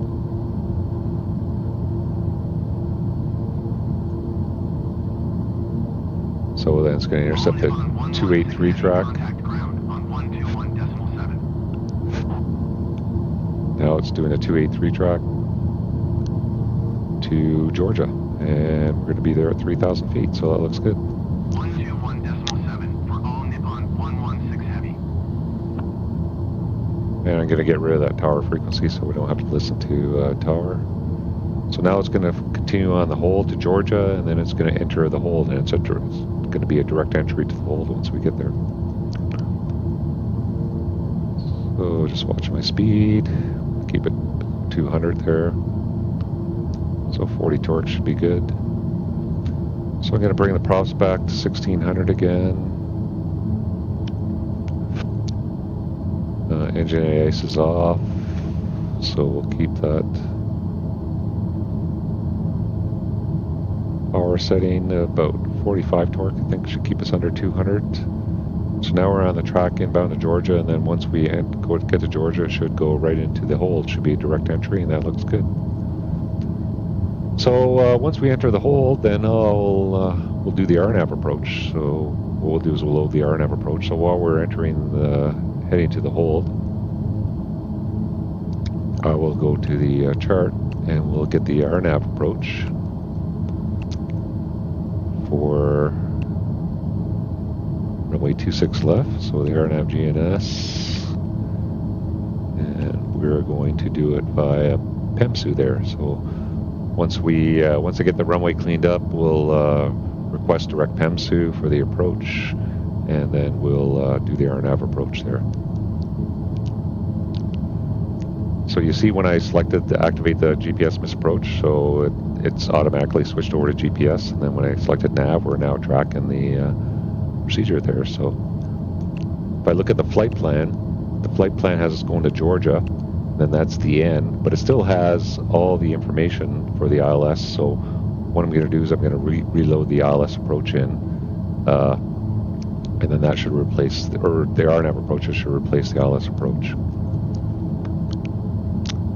Okay, so that's looking pretty good. So why don't we load in the RNAV approach now? So if I go back to procedures and approach, and we are going to select the RNAV approach.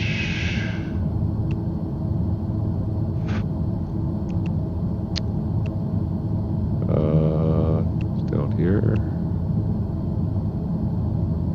RNAV 26 left, and just LNAV VNAV. We're going to do via PEMSU. So I'm going to load that approach, and now it's replaced that approach. We still have the arrival in there, but we don't need that information. But we do have the approach when we need it to be activated.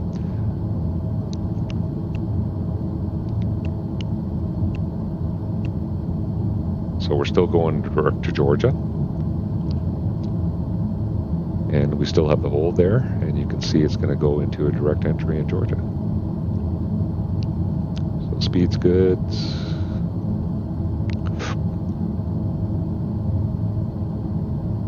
And the published hold at Georgia's left-hand inbound 283, and then left-hand turns, yep.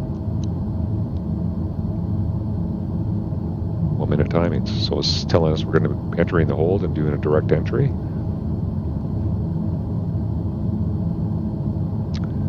In Canada, you need to be below 200 feet, 200 knots if you're below 2,000 feet,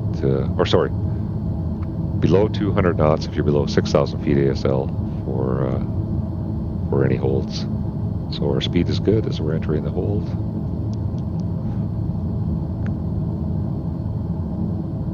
Okay. Now we're doing the hold entry, and then once we finish the hold entry, it'll be established in the hold, and then we'll do the hold. So it's going to stay in the hold now till we unsuspend here. So that would unsuspend, and then it would take us.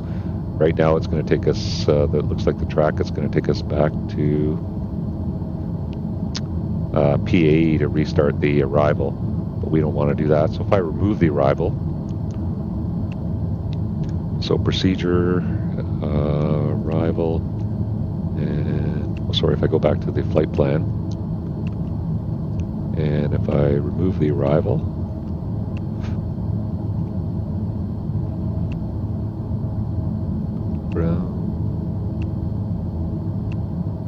there's the arrival, and I remove arrival, and now what's it going to take us to? Looks like it's going to take us back to Payne again, and then to Pemsu.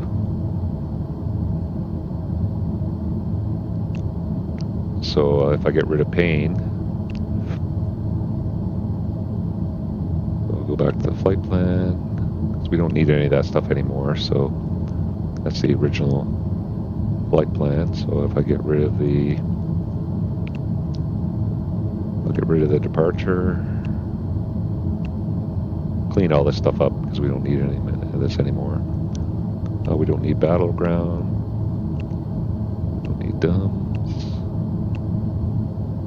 need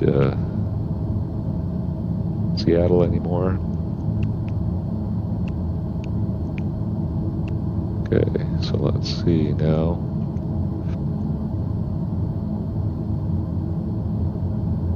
Still get Payne in there, so I have to get Payne out of there, out of the flight plan.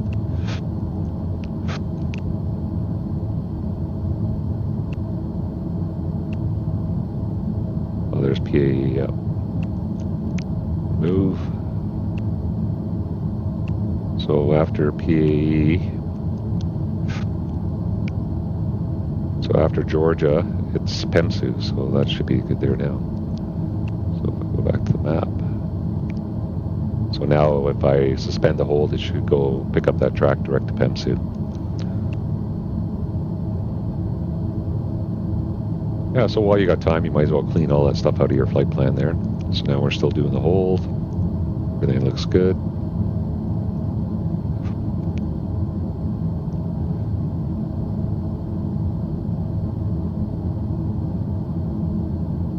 Once we pass Georgia again, then we'll be established in the hold, and we'll stay in that hold at Georgia until we get cleared for the approach.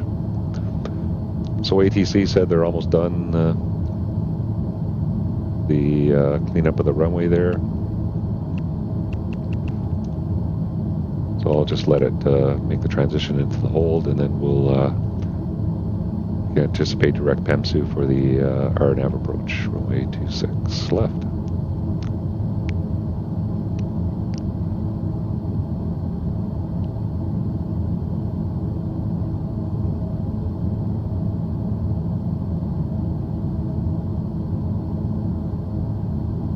Okay, just coming back up to Georgia here.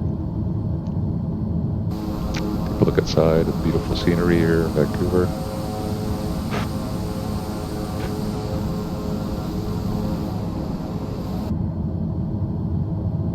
Yeah, I really like flying this King Air airplane, and with the additions like this, it really makes it a great airplane to fly.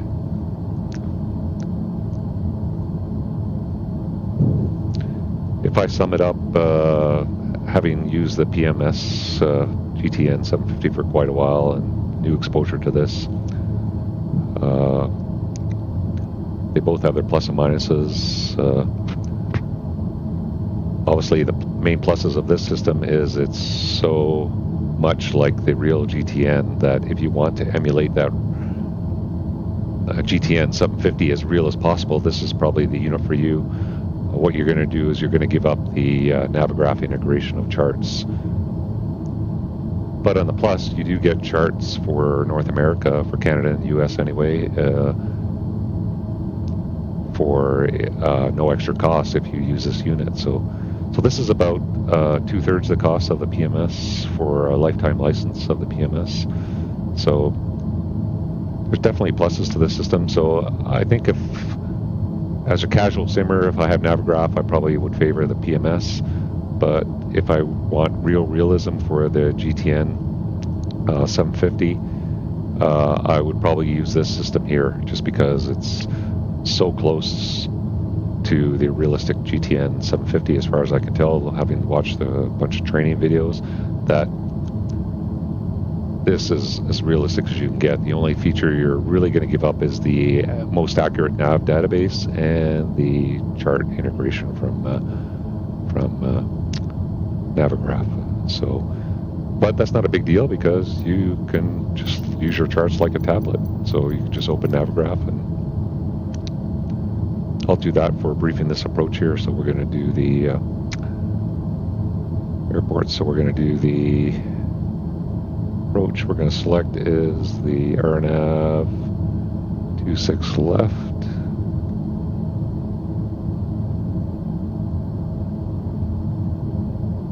RNAV 26 left via PEMSU.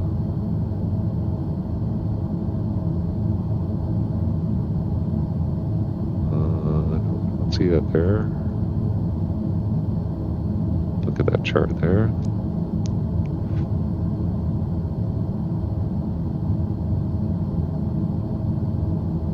Yeah, so that's the chart there. So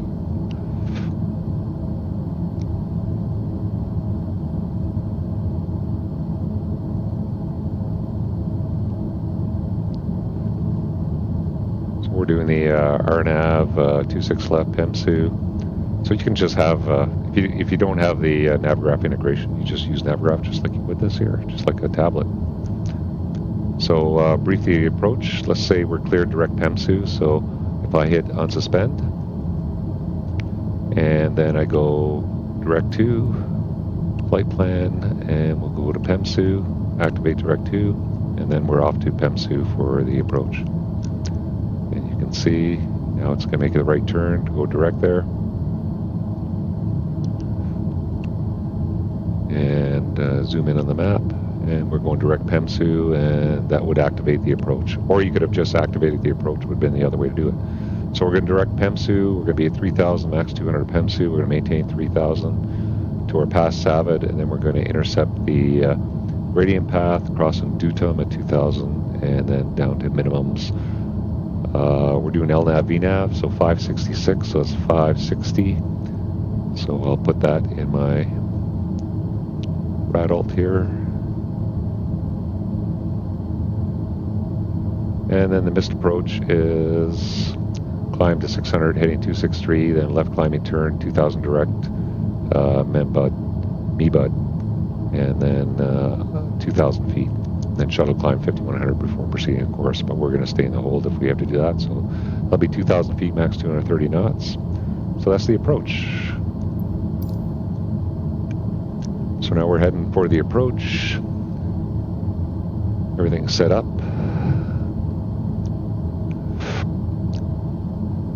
So I'll check in with you when we get, as we're making the turn to final here, and then we'll do the approach and land in Vancouver.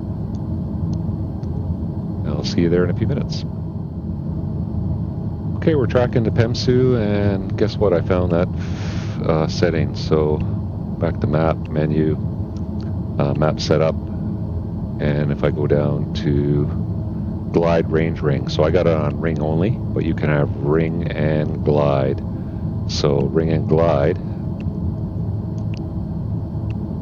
will now give you, if there's an airport within gliding distance, it will actually show you the direction to that airport. So if we see one, we're pretty low here, so we might see it when we go by this airport here. It might draw the glide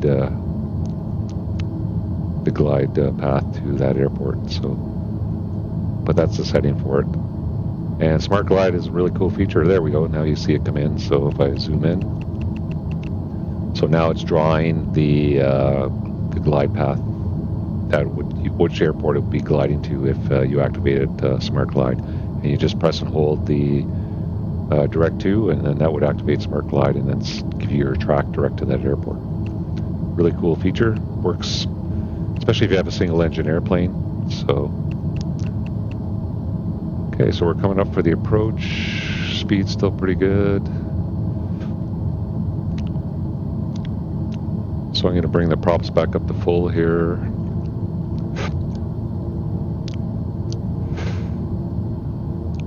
And we'll come around for the approach. We'll be making a full stop landing. Yeah, so this is a great add-on product for your sim.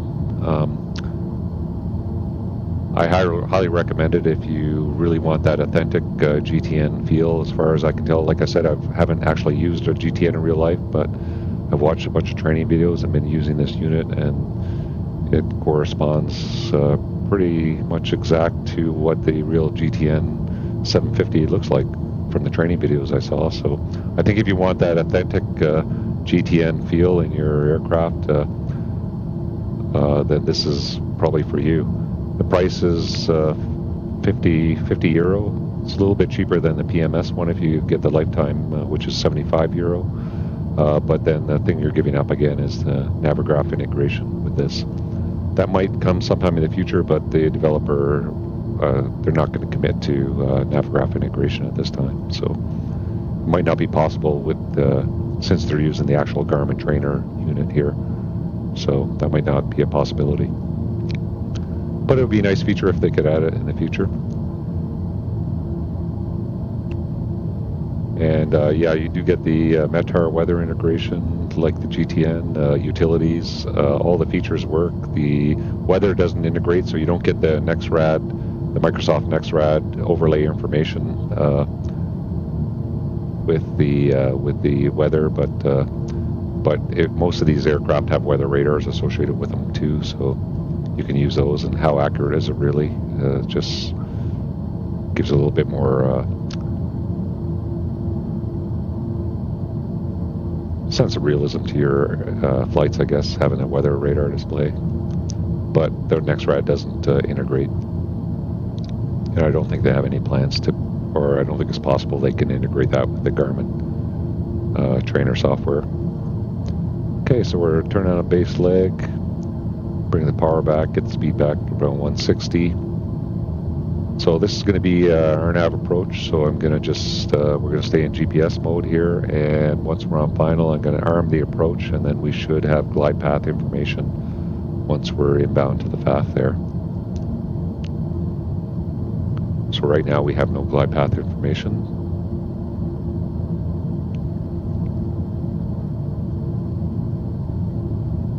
And it should tell us that we're only able to do LNAV, VNAV based on this approach once we're on final. If it was LPV, then LPV should show up here as well. But I think that this one is just LNAV, VNAV minimums. So bring the power back. Gonna get a first notch of flap out. Speed is good.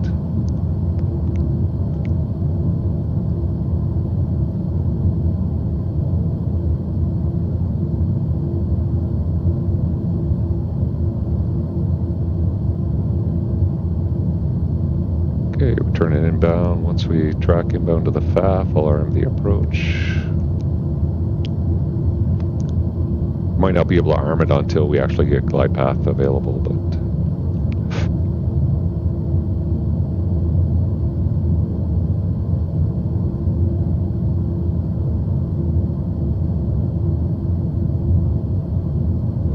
got a master caution, bright fuel quantity. Okay, so that looks good. That's because we had to go around, so that's fine. We're going to be landing off of this one. So now I'm going to arm the approach. Approach is armed. Vertical track. And we're getting vertical track information. And I think on this one, we descend down to 2,000 feet until, just have to double check, yeah, 2,000 feet. Extra caution for the other fuel. Okay, speed is good. I'm not going to let it go below 140 for now.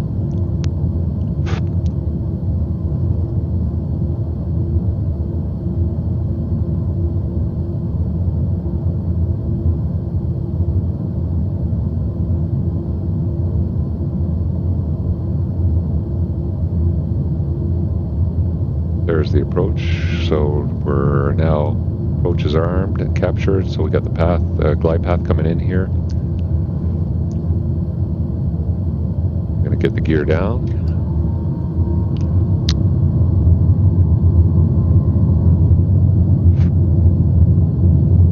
Get the speed back. I'll fly about 130.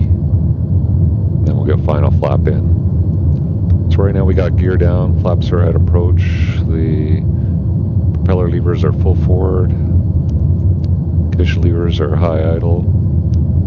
Get our landing light on. I'm going to put the engine anti-ice on for landing, for FOD protection on the ground. Got our altitude alert there, that's fine. Missed approach altitude is 2,000 feet. I'm going to set that now because we captured the glide path. Okay, I don't want to go below 120. Okay, so pre-landing check is good. Cabin is depressurized. Oh no, still pressurized, but we're showing 0, so it should depressurize when we get down to the ground there.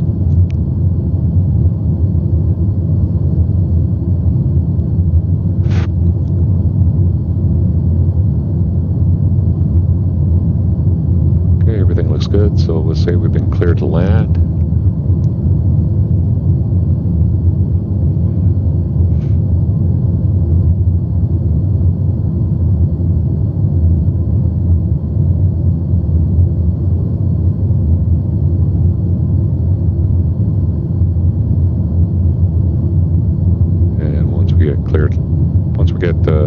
I'll disengage the autopilot, yaw damper, go full flap, we'll bleed the speed off, and then we'll look to touch down at about 105 knots or so.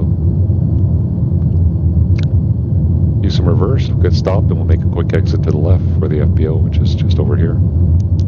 There's the altitude alert again, that's fine.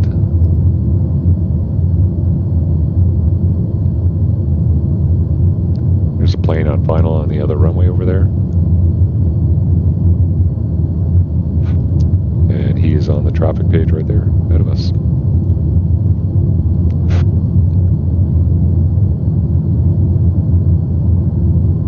Yeah, I must say I've really enjoyed flying. I've been using the King Air and the Cessna 414 to trial this GPS, and I've really had a good time flying with this GPS system and in these airplanes. Some of the best GA airplanes in the sim, I think.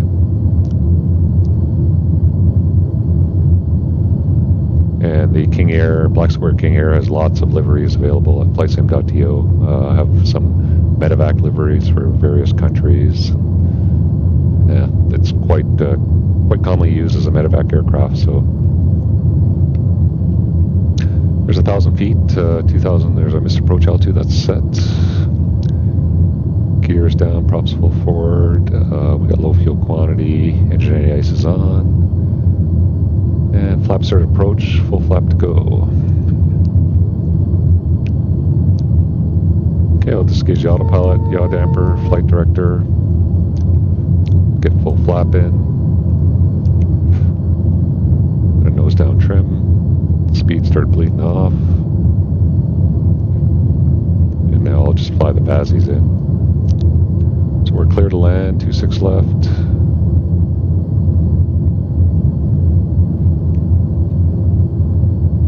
$500.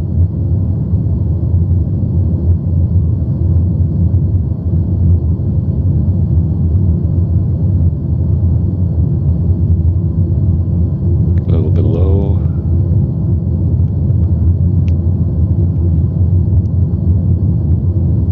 Okay, gears down, flaps are full. Speeds come back nicely.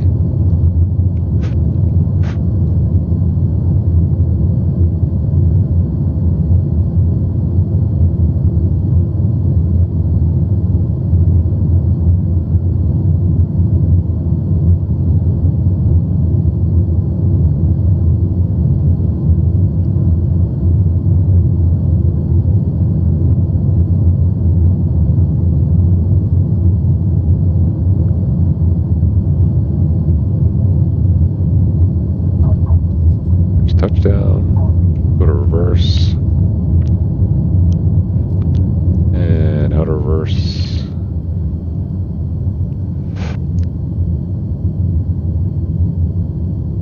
And we'll just take the next exit. Okay, welcome to Vancouver. Check the brakes. Brakes are good.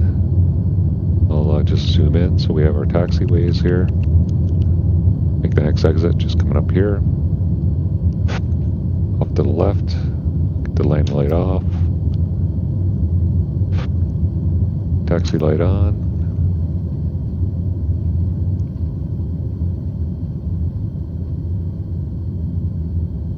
And we'll just taxi clear the runway.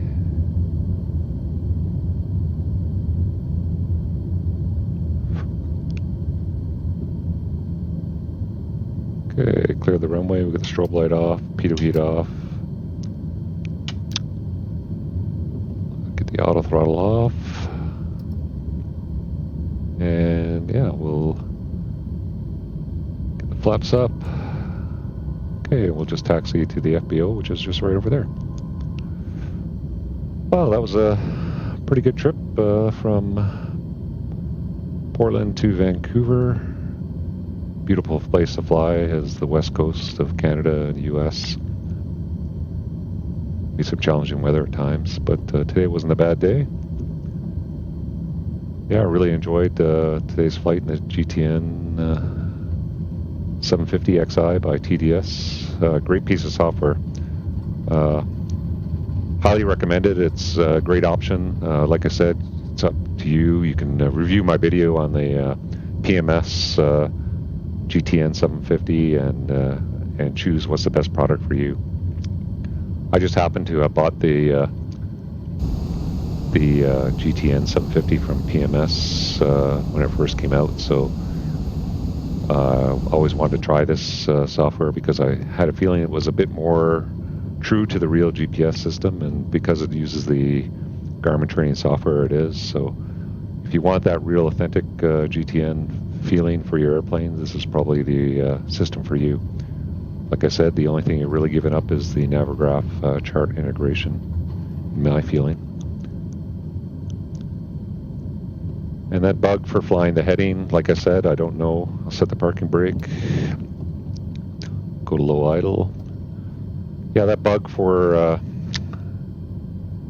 the heading, I'm not sure if that's the way it really is supposed to operate, but I don't think it should be operating like that. I think it should fly heading. Every aircraft I've flown that would use the FMS heading would fly the actual heading. So I think it's probably just some kind of integration between the autopilot and the software, linking the Garmin trainer to the sim, but I'm not sure.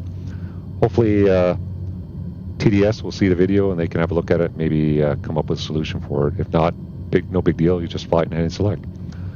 But definitely a great addition to the sim. If you're looking for additions to these aircraft, definitely worth purchasing.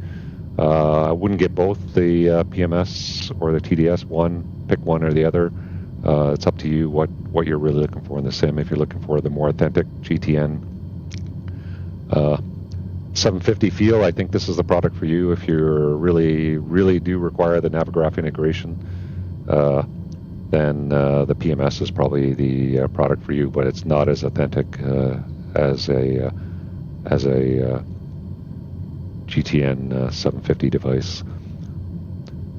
But you do get charts included with the price for this software for North America. So if you're primarily flying for North America, then you will have chart integration for all your flying in North America. So both great products. I definitely wouldn't hesitate buying this at all. Great addition to the sim. I had no trouble getting it installed, and for me, it's worked really well. So highly recommended. If you can afford to get it, it's a great addition to the sim, and yeah, I hope you enjoyed it. If you enjoyed today's flight, take time and hit that like button, share, subscribe, sign up for notifications. You'll see videos like this when put them out in the future. I've been really busy lately. Sorry I can't get more videos out. Real life work has gotten very hectic lately, so I don't have as much free time to do videos like this. When I do a video like this, it takes me pretty much a whole day to do it. So recording it, editing it, so it's pretty extensive procedure to get a video like this out. So hopefully I get a bit more free time in the near future, try a few more things. as we get new products coming out. I'd like to do some more Dreamliner flights too. So thanks for joining me. Hope you enjoyed today's flight. And we'll see you next time on the channel. Bandit out. So long.